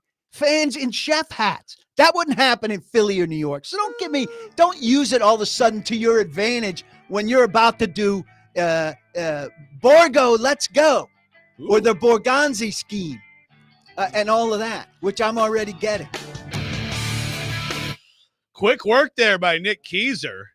Very nice. Getting Paul's words right into the rant opening.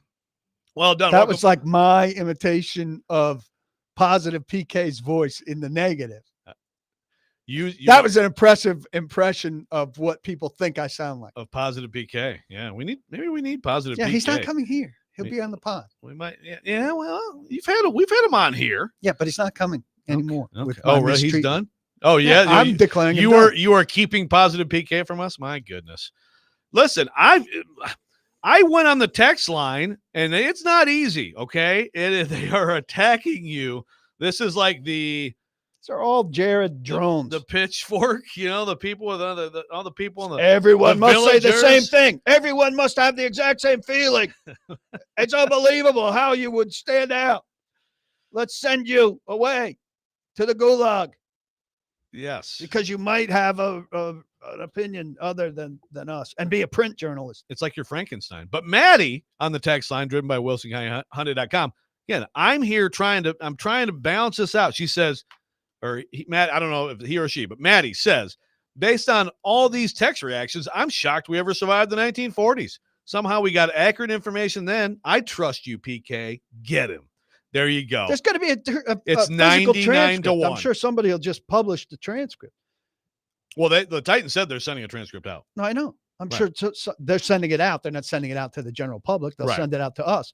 Somebody will publish it, and I'm sure they'll say, you doctored the transcript. Kuharski made the transcript sound better than it is. It was 100 times worse in person. I just love that you become the homer. It's amazing. How am I a homer? It's a beautiful thing. Everything's upside down in Titans world. Someone says PK likes this because he can put it behind his paywall, which, as you have pointed out, I never put news conference stuff behind the paywall. Never. News is not behind the paywall. News conference stuff out of stuff that multiple reporters are at is never behind the paywall. It's your independent reporting stuff that goes behind the paywall. The reaction to that, though, is, we just take him at his word, and he screams and flails his arm like Stillman and calls us gullible, right? LOL. I'm the only. There's only one person in this room who's had a head coach ask him what the hell he's doing with his arms, and it wasn't me. I was like, answer my question. I wish I remembered what the question was, but he kept not answering my question. So finally I was like, answer my question, Vrabel. Joe, what are you doing with your arms? What are you doing? Texter says, I wonder if there's a term or name for someone who beats a dead horse. We got to get over 3 words, the final say, and move forward. Amy's got final say. Let's see these guys barbecue or cook or grill, bake, whatever they're going to do. Let me tell you a secret. The final say thing is definitely going to be asked today. And I do think sometimes. I mean, I answered it. But let me say this. The idea that Amy has final say, that's cute and all. Amy doesn't want final say. She's giving it to Chad. She doesn't want it. She doesn't want them coming to her to solve a football question, final say. She has given that to Chad.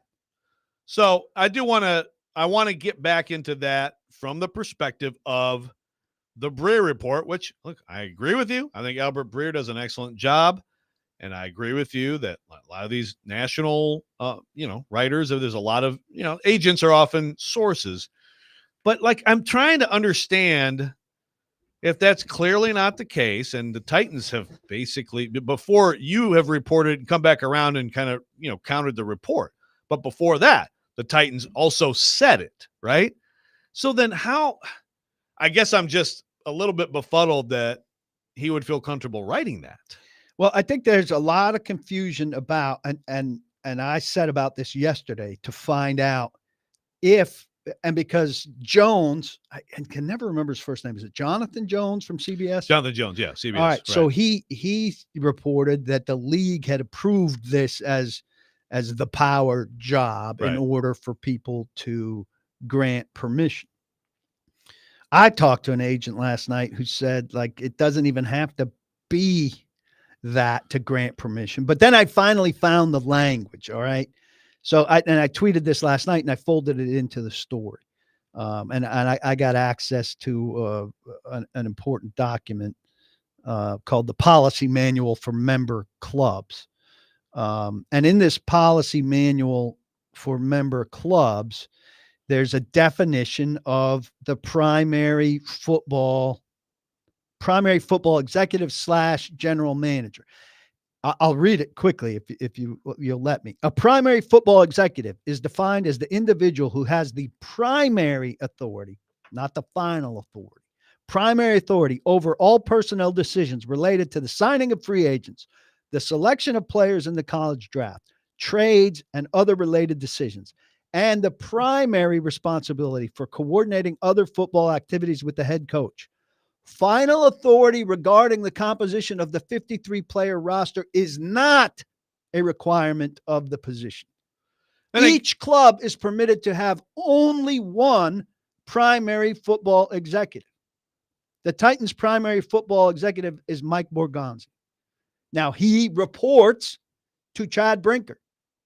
So he's the primary football authority, but the final football authority is Chad Brinker. Yeah. And again, the where it's weird, which is again is a common theme here, is that setup. Then Brinker is the Underwood, right? Yeah, but he's Underwood was not a football guy. Well, that's what I'm saying. But he's not. He's a scout who grew up in personnel and continued to do personnel things, and that's where it's weird, right? Because you would expect the guy at above this football authority, whatever, your primary, to be more of an Underwood type, but it's not. It's more of a GM guy whose path is to take him to be a GM in the NFL, right? Yes. And so and they're going to say this is a new structure that's not uncommon in other sports, maybe. Well, did you read Easton Freeze's report when he talking to Brian Callahan? Did you read it? See, that's interesting to me. And I expected this throughout. I expected when Brinker was saying this, I'm the final authority, but I'm not going to use it much. I'm the final authority, but there aren't going to be many situations where it's necessary. But he didn't say that. Now, Callahan said it, but Callahan's not in this line. Well, he's fourth. I mean, technically, right? He's just after right. Borgonzi. But it's a straight line, and he's over to the side. Sorry, I guess that would be third. He's over to the side, though. He's not anywhere in the say thing. But okay, but that's stupid. He's the coach. No, and I said that wrong. I mean, he's involved, obviously, but he's commenting on something from not in the line, but from over on the side, watching this structure over there of these guys who are front office where I'm head coach. And he's the one saying it's not going to be put in practice much. Whereas Brinker for 2 weeks never said that. He said very authoritatively, I'm the final football authority.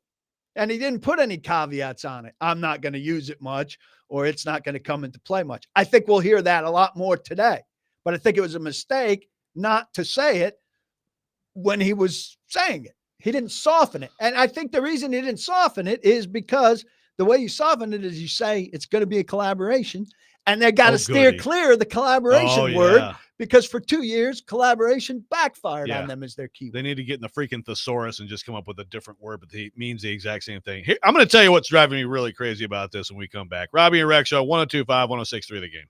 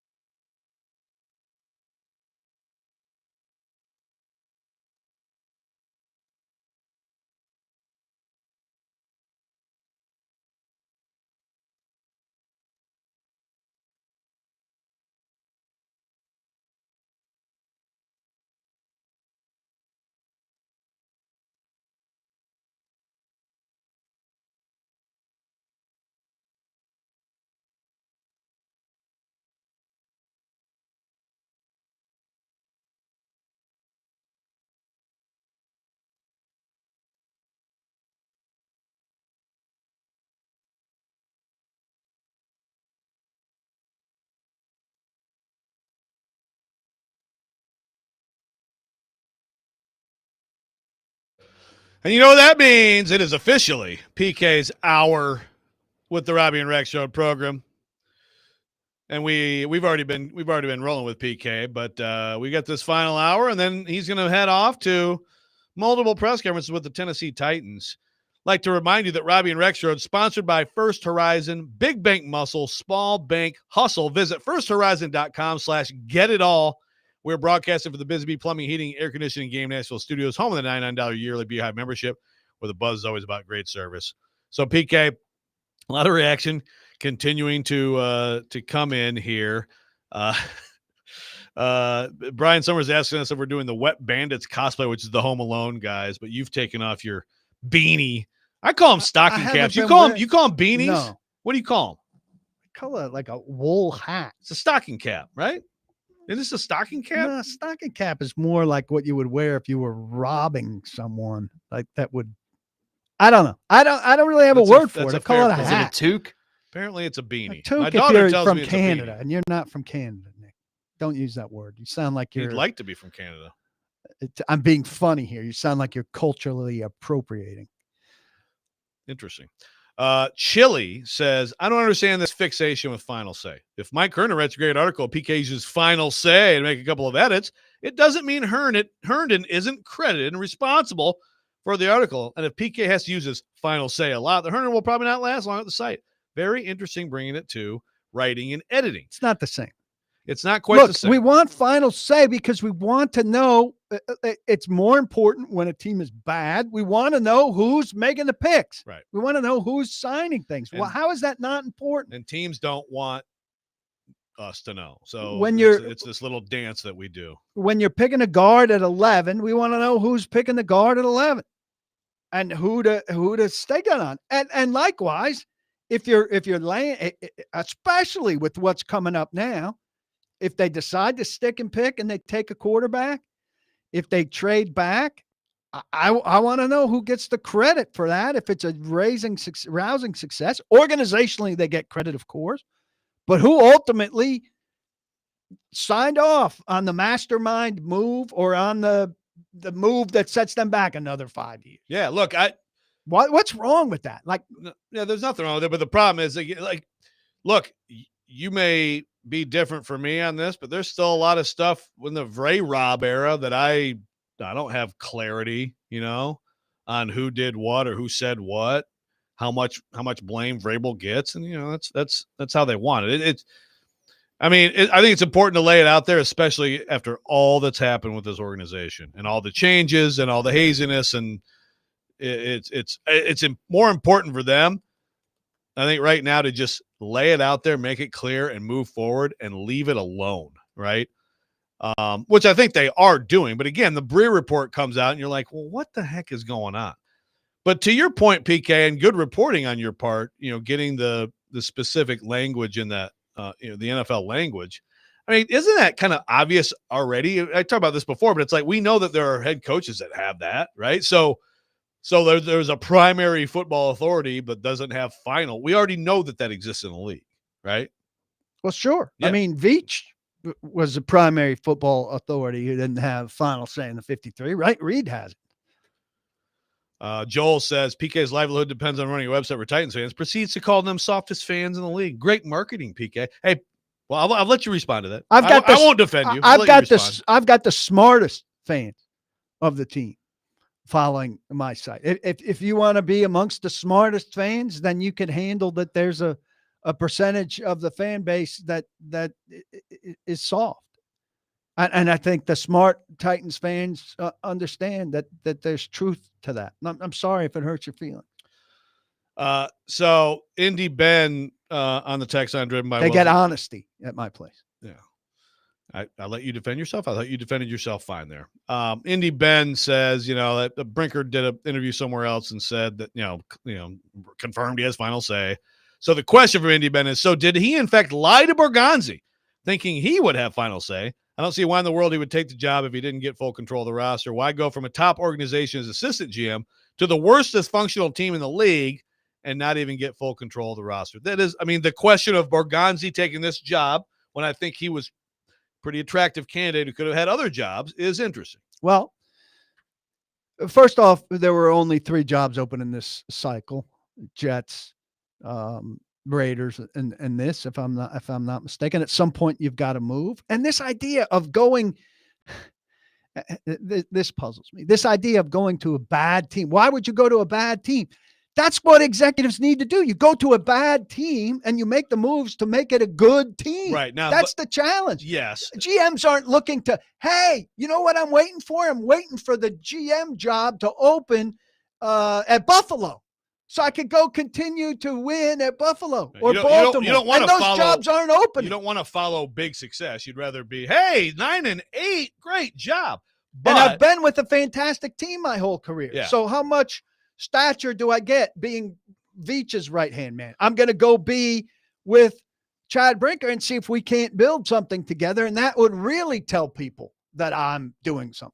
Yes, but the 2 points there, one is still like okay, ultimately, do you believe that like you're going to be trumped a lot? Well, he didn't come here under false pretenses. He doesn't think he's got control of a 53-man roster. They didn't dupe him to get him here. What a great start to a relationship that would be. Well, that sounds absolutely ridiculous. And yet one of the best reporters covering the NFL wrote that he has final say. That I find really stupid. Okay. Yeah, I do too. Now, another thing there is it's not just, you're right, of course, come into a place that's bad. J-Rob comes in, has a very good first offseason. Boom, J-Rob. And J-Rob we trust. Look at this guy, right? But dysfunctional is a word Indy Ben used. And again, when you have questions about ownership and random decisions that we perceive, right? Like, wouldn't that also be a deterrent? Would that also be on the con side of the list? Yes. But again, virtually every team that is looking for a position like this or better is going to have a ownership question. I mean, New England didn't, but the Jets, yes, big ownership question. Raiders, you don't know what Brady's thing in there. Davis has fired a bunch of coaches, hired a GM and fired him in relative short order with Telesco. It's hard to find a great ownership situation. You know, Vrabel said in that article in The Athletic, he really wanted to find good ownership, and he went to the best ownership situation.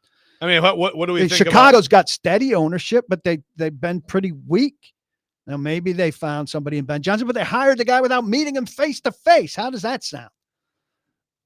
Pretty weird. Yeah. Right. So you go to every market and there's something weird. You know, the Jags, you can look at that. Khan's keeping Balky, who doesn't have a relationship with the head coach. Right. Which is why head coaches that they could hire are like, okay, I'll go somewhere else. Yeah. So you can go to every, I'm not saying this isn't weird and bad.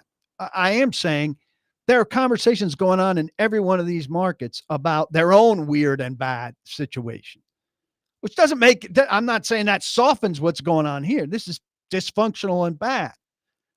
But you're having similar conversations on the radio right now in New York and Jacksonville and Chicago and Las Vegas. Yeah. All right. Well, we never got to what's driving me crazy. I swear I'm going to get to it. Coming up next, Robby and Rexrode 102.5, 106.3 The Game.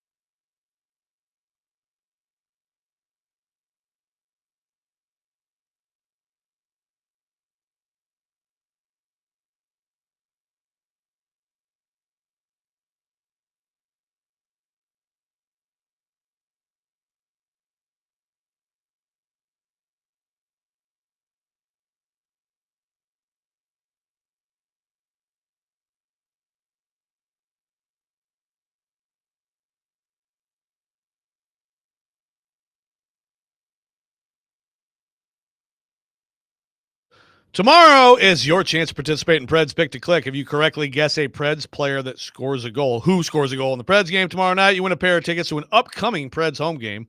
Participate with us tomorrow morning at 8:45. We can do it at 8:45. Are we changing the time? Participate with us tomorrow morning. We're going to keep you guessing on the time, okay? How about that? Is that bad marketing or good marketing? Okay. We'll just say it. PK, you're a marketer. You're a marketer along with the journalists. Should I give them a time or should I just say, just listen to the whole show and then you'll find out? I don't know. Okay. Well, that's what I did. It might be 8:45, might not.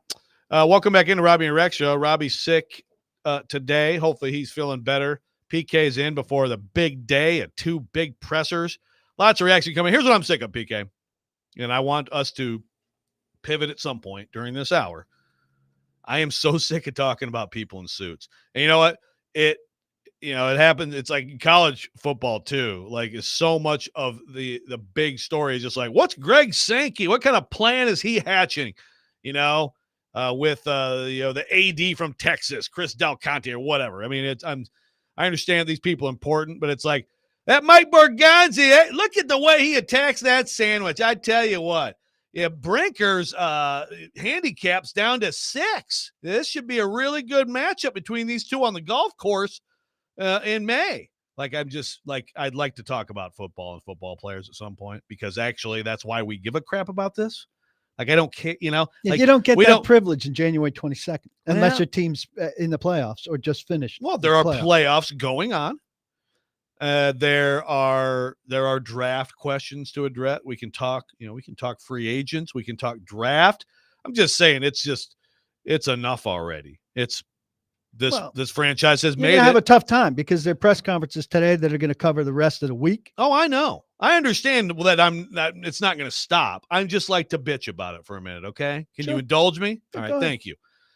I mean, you got at least 2 segments of college basketball talk today, during which people flipped away. Not at all. I mean, you check the ratings meter and you'll see how it went. I mean, the text line was very complimentary. I'm just 3 or 4 people texted you, and you're taking that as representative of the entire audience. They were excited. Will on Music Row, speaking of the text line driven by WilsonCountyHoney.com, says, is the Chiefs front office actually good, or did they hit on a generational pick with Mahomes? I would say it's just good. Mahomes. It's the only guy. I mean, their defense hasn't done anything to help them win. Yeah, that's the thing. It's like, I mean, Mahomes. It's not like you got to pay attention. Yeah, it's not like Mahomes is in the MVP conversation. I still think I'd still pick him first among all the quarterbacks in the league. But yeah, I mean, they've been a pedestrian offense and a tremendous defense, and really that's been the trend here lately for the Chiefs. So this guy thinks it's a one-man team. And he's just asking the question. Maybe he just wanted to the front office lob that good. Up for you. Front office is very good. Yeah, it's a very good front office. So tell me what, other than the obvious stuff, which is again, final say is, it's already been clear. I think Borgonzi's sort of perception of this job and what we were talking about with Indy Ben is interesting. I do look forward to what he says about that. But actually, before I ask this question, Stilly has texted me. He says, disingenuous comment from you in your response to Indy Ben. Adam Peters didn't interview for this job with the Titans, not because they sucked, but because he didn't want to collab. Yeah, Adam Peters, and he made out like a bandit. I mean, Adam Peters versus Rand Carthon is all you need to know about Rand Carthon. And he kicked his ass head-to-head this year. He had a better pick, obviously, that he was in position to get Jaden Daniels, but it's terrific.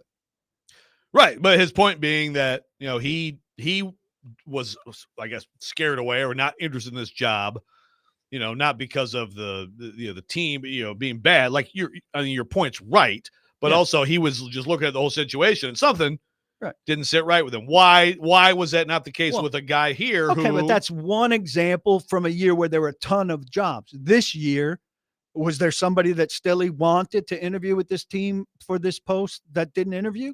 Because the list of candidates looked pretty solid to me. No, I mean they can't. No. I think it's the other way. It's like, why is this candidate coming to this job given the red flags? right? I mean, I think he's that's got I a think good that's- relationship with Brinker from a friendship before, and bought into what they sold.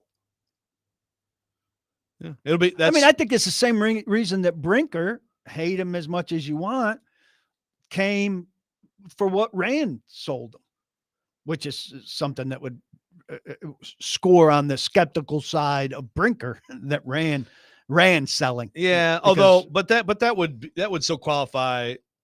First of all, he came to a place that had a good coach, right? I mean, he came to a place where it's like, well, oh yeah, the Vrabel can coach.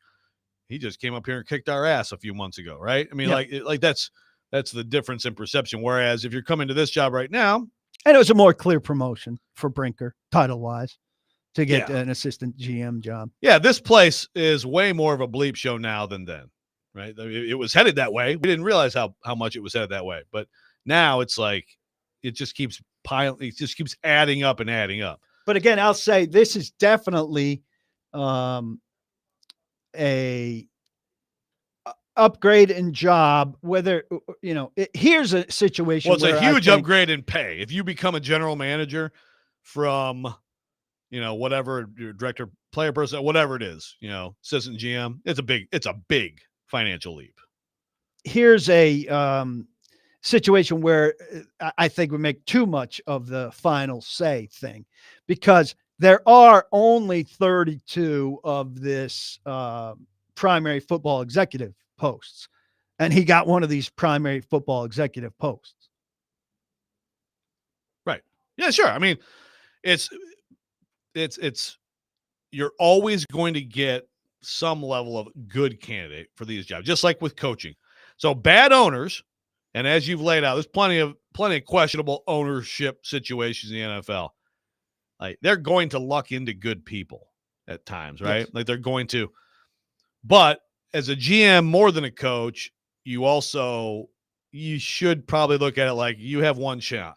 So maybe GM candidates should just be a little more selective than coaching candidates, because coaches can get recycled, right?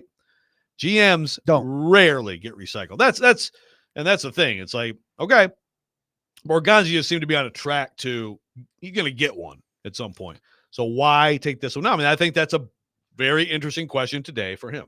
Yes, I do too. But I think the fact that he came, no matter what his answer is today, puts to rest this nobody will ever come here thing. Well, because he's got a good resume. Yeah, I mean, that's never, again, like the franchise that ruined my childhood, which again now is just back to their destiny. But you couldn't really have much worse ownership than the Ford family forever, and they ended up getting. I mean, right now, a good coach, good coach, but the GM and the performance of their player selection and evaluation is insane. So you lucked out. That's what happened. You're going to pluck people from successful organizations. Everybody, no one's out there trying to find, Panthers people right now, Jets people, right? Titans people, right? You're going to go pluck from successful organizations and hope that you can carry some of that over to you. And sometimes it works, sometimes it doesn't. Are they being destroyed for injuries, or are they a year or two away from like the Vrabel criticism for the Titans being hurt? Or the Lions getting hammered for being so hurt? I think it was Barnwell who sent out a too deep deep for their beginning of the season on defense, and 9 of the 22 guys were still standing. I mean, they're all like broken legs and stuff. It's not, what I mean? It's not like it didn't stop Titans fans from blaming the Titans training. Yeah, except that the one year it was so much soft tissue, right? So a little bit different. But the similarity there is you can build a great team with a good quarterback and it might work, but then Ryan Tannehill might throw 3 picks and Jared Goff might throw 3 picks and fumble, and all of a sudden, boy, you needed to have a Jaden Daniels. Eerily similar, except that people had expectations for the Lions going into the playoffs that year, and people did not, like analysts, did not have great expectations for the Titans. They were all like, "This is a fake number 1 seed." Well, sure, but people didn't think the Lions were a fake number 1 seed. No, but the Titans were supposed to beat the Bengals. Yes. And then you have one game against the Chiefs at home, and that had been a very good matchup for the Titans. So I don't think it was like this idea that no way they're going to the Super Bowl, right? No, but a lot of analysts thought the It was a Titans week were a one hollow seed. one. Yeah. And they weren't surprised that the Bengals found a way to win that game. All right. Well, at least we're talking about football now. When we come back, we are going to get into a little bit of football and possible players who might be on the Tennessee Titans in the near future. Robby and Rexrode, 1025, 1063 The Game.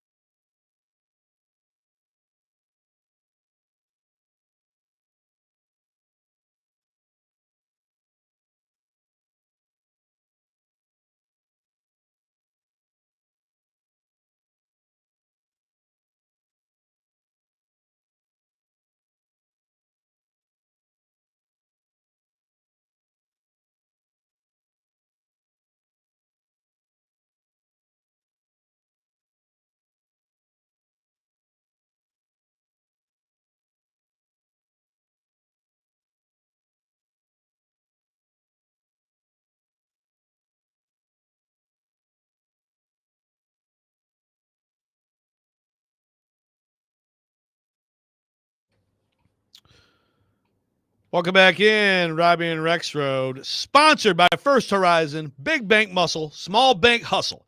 Visit firsthorizon.com/getitall. PK in for his weekly appearance. Robby's out sick today. Hopefully he's feeling better.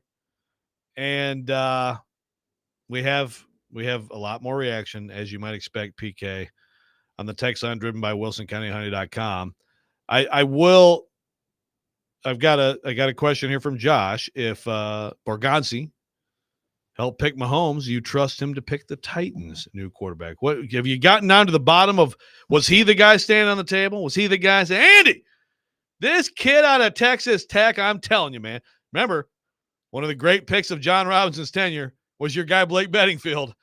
Spent it all day working Malarkey and Robinson and finally getting Malarkey on his side. And, and John Robinson was not going to take Derrick Henry. So That's a heck of a possible? Is it possible?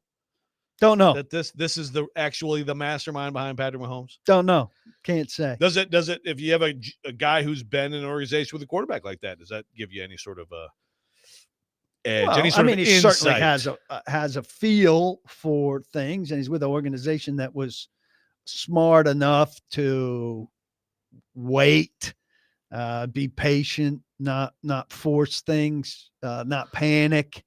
All of those are good qualities to have when you're in the position that they're in. I was talking about this on a football show the other day, this idea.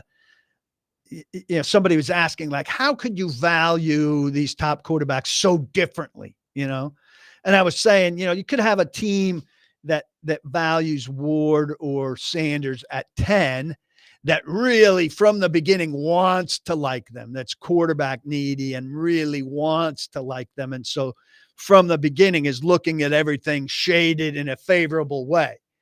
And the Titans could have one of them at 20 and from the beginning wants to look at it in a way where we don't want to force it and we want to be really cautious here.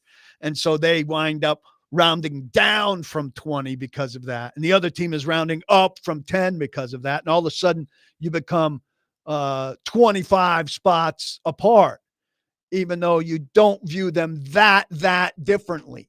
And that's what the Titans need to be smart that way. If in fact that's if it's a case similar to that, right? And you let the team that's champing at the bit, whichever way you go there, to go up and get them, be that team. And you talking draft and develop. Well, draft and develop and getting young players on the field early sounds great. You got to have some numbers working in your favor there. And we'll certainly talk about that today. But a standard draft class, and I think they have 8, maybe 9. They've got a couple extra fourth, but missing a third, Right. whatever, isn't enough, or it slows down the process if you're waiting on 3 standard draft classes as opposed to 2 draft classes that are boosted by numbers. So, this Borgonzi's going to be defined by, and Brinker, by what they do with this number 1 pick. It's either got to be a quarterback that lifts you to new heights, or it's got to turn into capital. Well, so I agree. And that is what you just said there is where you said Borgonzi be defined. Well, Brinker too. I mean, it has to be just considered a tandem, right? It has to be. Yeah. It's a collaboration. They may not use the word today, but that's what it is. Get out people out there, get out your thesauri, and give us the best alternatives to collaboration. All right, I'll do it right The now. words that they're going to have to use without using collaboration, because collaboration is now associated with failure.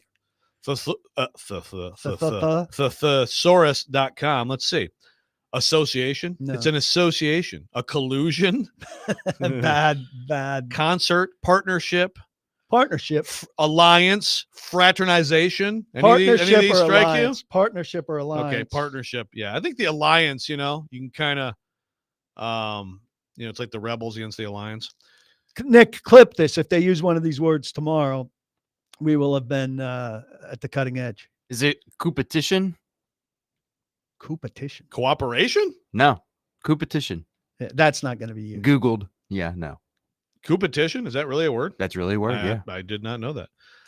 Yeah. To the quarterback question, PK, And by the way, if we want to do just collaborate as a verb, we need to collaborate, okay? The verbs at thesaurus.com: collude, conspire, Yeah. cooperate, participate, and hook up. It's just a big hookup here. Get on the right page here. I mean, it could use it like that. Yeah, there we go. Anything that allows for memes of them hooking up. Yeah. It would Like be bad. Mahomes and be all NFL over officials. Every time I look at Twitter, I got Mahomes hugging an NFL official. By the way, on the quarterbacks, PK, I mean, it's a weekly thing. Any nuggets of information? Mike Herndon says that Cam Ward's the only guy worth considering at 1. Okay. But that's my nugget for I need to sit down and do some watching, but I'll probably say that next week. Yeah, no, there's no rush. I mean, really, there isn't. But it does seem to be. It feels like it might be going that way. And Brugler's mock had Titans taking Ward first, and he had Shadur, I think, down at 6. His last -10, and it feels like as you know, these mock drafts. Yes, it's your evaluation. Yes, it's what you feel, but it's also talking to people and it's getting a sense. Certainly for somebody like Brugler. Well, and here's the thing about all that with misinformation. I'm going to repeat this a million times for the draft. So because it's all the draft misinformation thing, right? If you hear a certain team, this or that, during this whole process up to the draft, be a little bit skeptical. This team really loves this guy. This team's thinking about doing that, right? But when executives are just asked to be part of a conglomerate of just your off the record, your unnamed opinion on something, usually you get reliable information. If you're a reporter who covers the league, covers a draft, and you have relationships with the people, it's like, yeah, this isn't about you. It's just about what you actually think. I mean, you could look at it like, oh, someone's still trying to, no, I'm going to say this guy really sucks and hope it works, but it's not going to work, right? I mean, if you're talking to enough people, that's not going to. So you're much more likely to get the truth in those situations. All of which is to say, as I see a little bit more of this sort of sentiment that maybe Sanders should be lower. And by the way, I've said all along, I don't love either of them, but I would go with Sanders because I think he's a little bit more consistently accurate, but whatever. I'm also not grinding the film and won't. But I do think that this probably represents an accurate opinion out there in the league, PK, that some people are a little bit higher on Ward than Sanders. And I do think the ceiling is probably higher for Ward than it is for Sanders. The floor may be higher for Sanders, but the ceiling is probably higher for Ward, if that makes sense. Yeah, that makes sense. I think there's some concerns about the Ward's inconsistencies and lower body, if you will. Footwork and mechanics. Yeah, I mean, there's just some decisions that didn't cost him at Miami that absolutely will in the NFL. Multiple texters saying another word for collaboration is 3 and 14. So there you go. All right, we come back. We will wrap it up with PK. We will talk a little bit about the big weekend and what PK thinks we're going to see. Robby and Rexrode, 102.5, 106.3 The Game.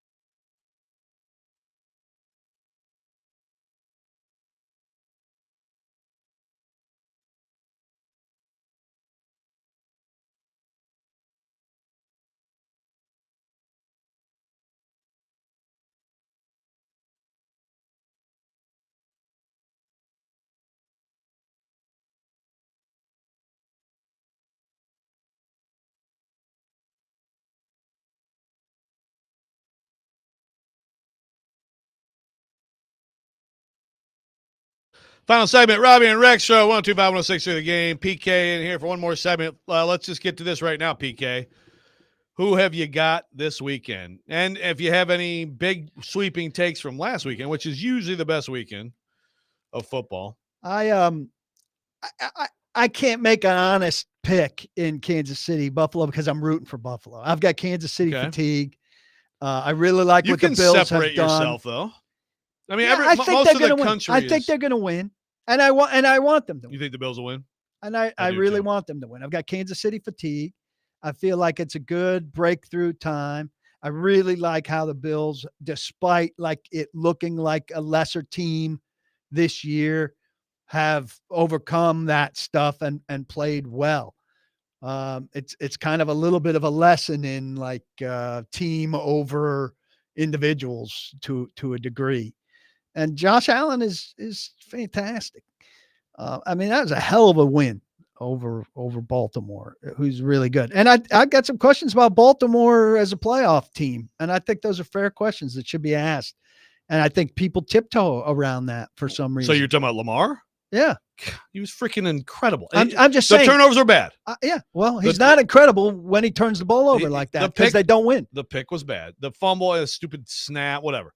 He's changing hands very casually while he's falling over. Right. That's a bad play. He was driving them for the go-ahead TD, and Andrews gets it punched out. Andrews He's taking him right up and down the field. He puts the ball right there to tie it up and send it overtime. And those are your big players. Andrews is one of your big players. Lamar is your big player, and they're turning the ball over. Right, sure. But let's make sure that we have it correctly distributed. Okay, would you look? I mean, Lamar, he's going to be a Hall of Famer. Ultimately, of course, he has to win a Super Bowl, just like for all those years, is Peyton going to win a Super Bowl? Whoever, right?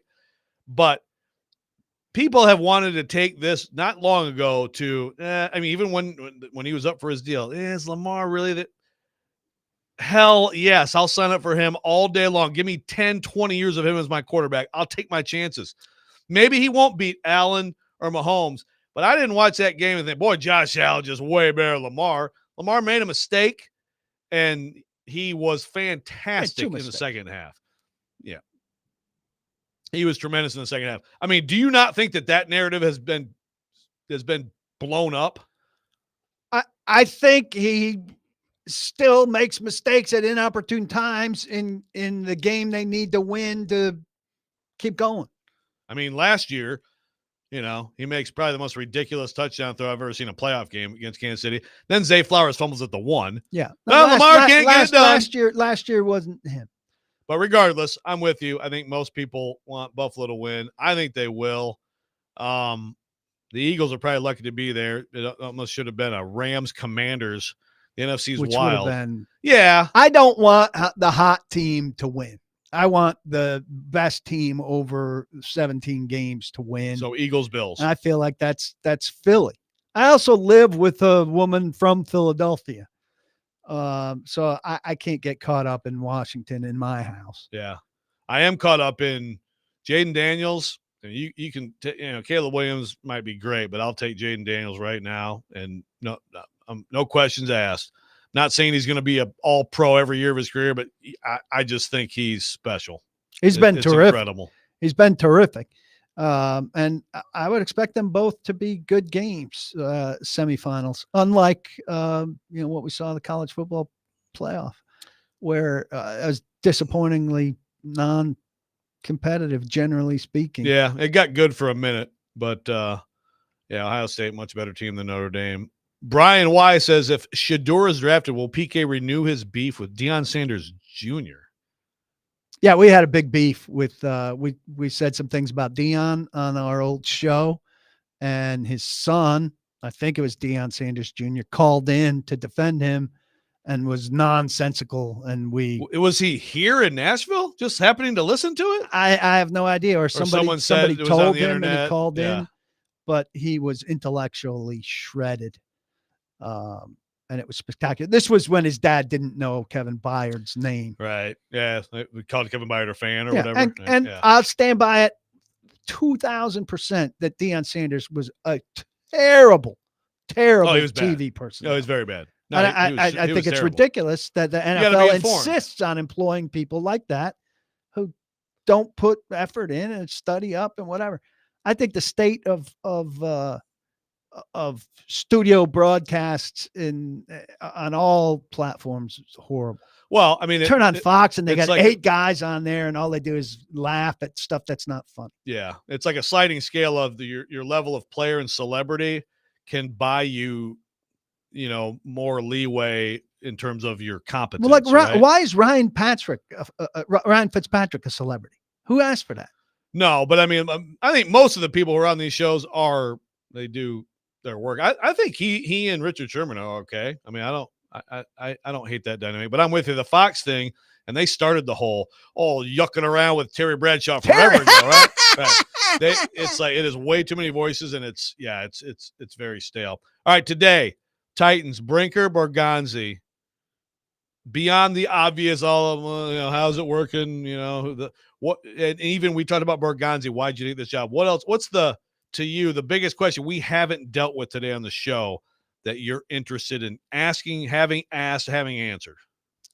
Well, they're not going to use the word collaboration, but I'm curious about like what they consider the key to their collaboration and how their hookup, how that's gonna work. Their collusion, their partner. No, the words that they're going to use. Alliance. This is the alliance. Their partnership and their alliance. I might feed them one of those words in a question to see if they'll echo it back. And if a guy echoes it back, then we can make it a thing. Yeah. What's the key to your partnership? But see, if you ask it during the Brinker presser, we can't echo back. Well, we won't have it on. We won't have it on recorded. It still exists if he says it. It exists. I mean, you guys are allowed to record, right? Yes. Okay. Well, you can just bring it to the radio and just play it right in the front of the microphone. It's fine. You just play it on the microphone. Yeah. You go ahead. It'll be an audio clip. Well, it'll be from you. I'll give you full credit. I'll follow the rules that are laid out, whether I agree with them or not. Well, it's been a very interesting show. I appreciate you coming in. Yeah, early. look, the first sign of appreciation from Rexrode when he's in true desperation, Nick, he actually appreciates. He was talking about how like Kuharski better get on his ass and get in here. And I was like, all right, I'm hitting the brakes. All right, we hitting the appreciate brakes, you. slowing it down. Maybe we'll see you more this week. Possibly. Maybe you'll see me the rest of the week. I look forward to hearing from Chase McCabe. That'd be amazing. We will find out. And by the way, speaking of Chase McCabe, Chase and Big Joe coming up next. 102.5, 106.3 The Game. Don't block the box.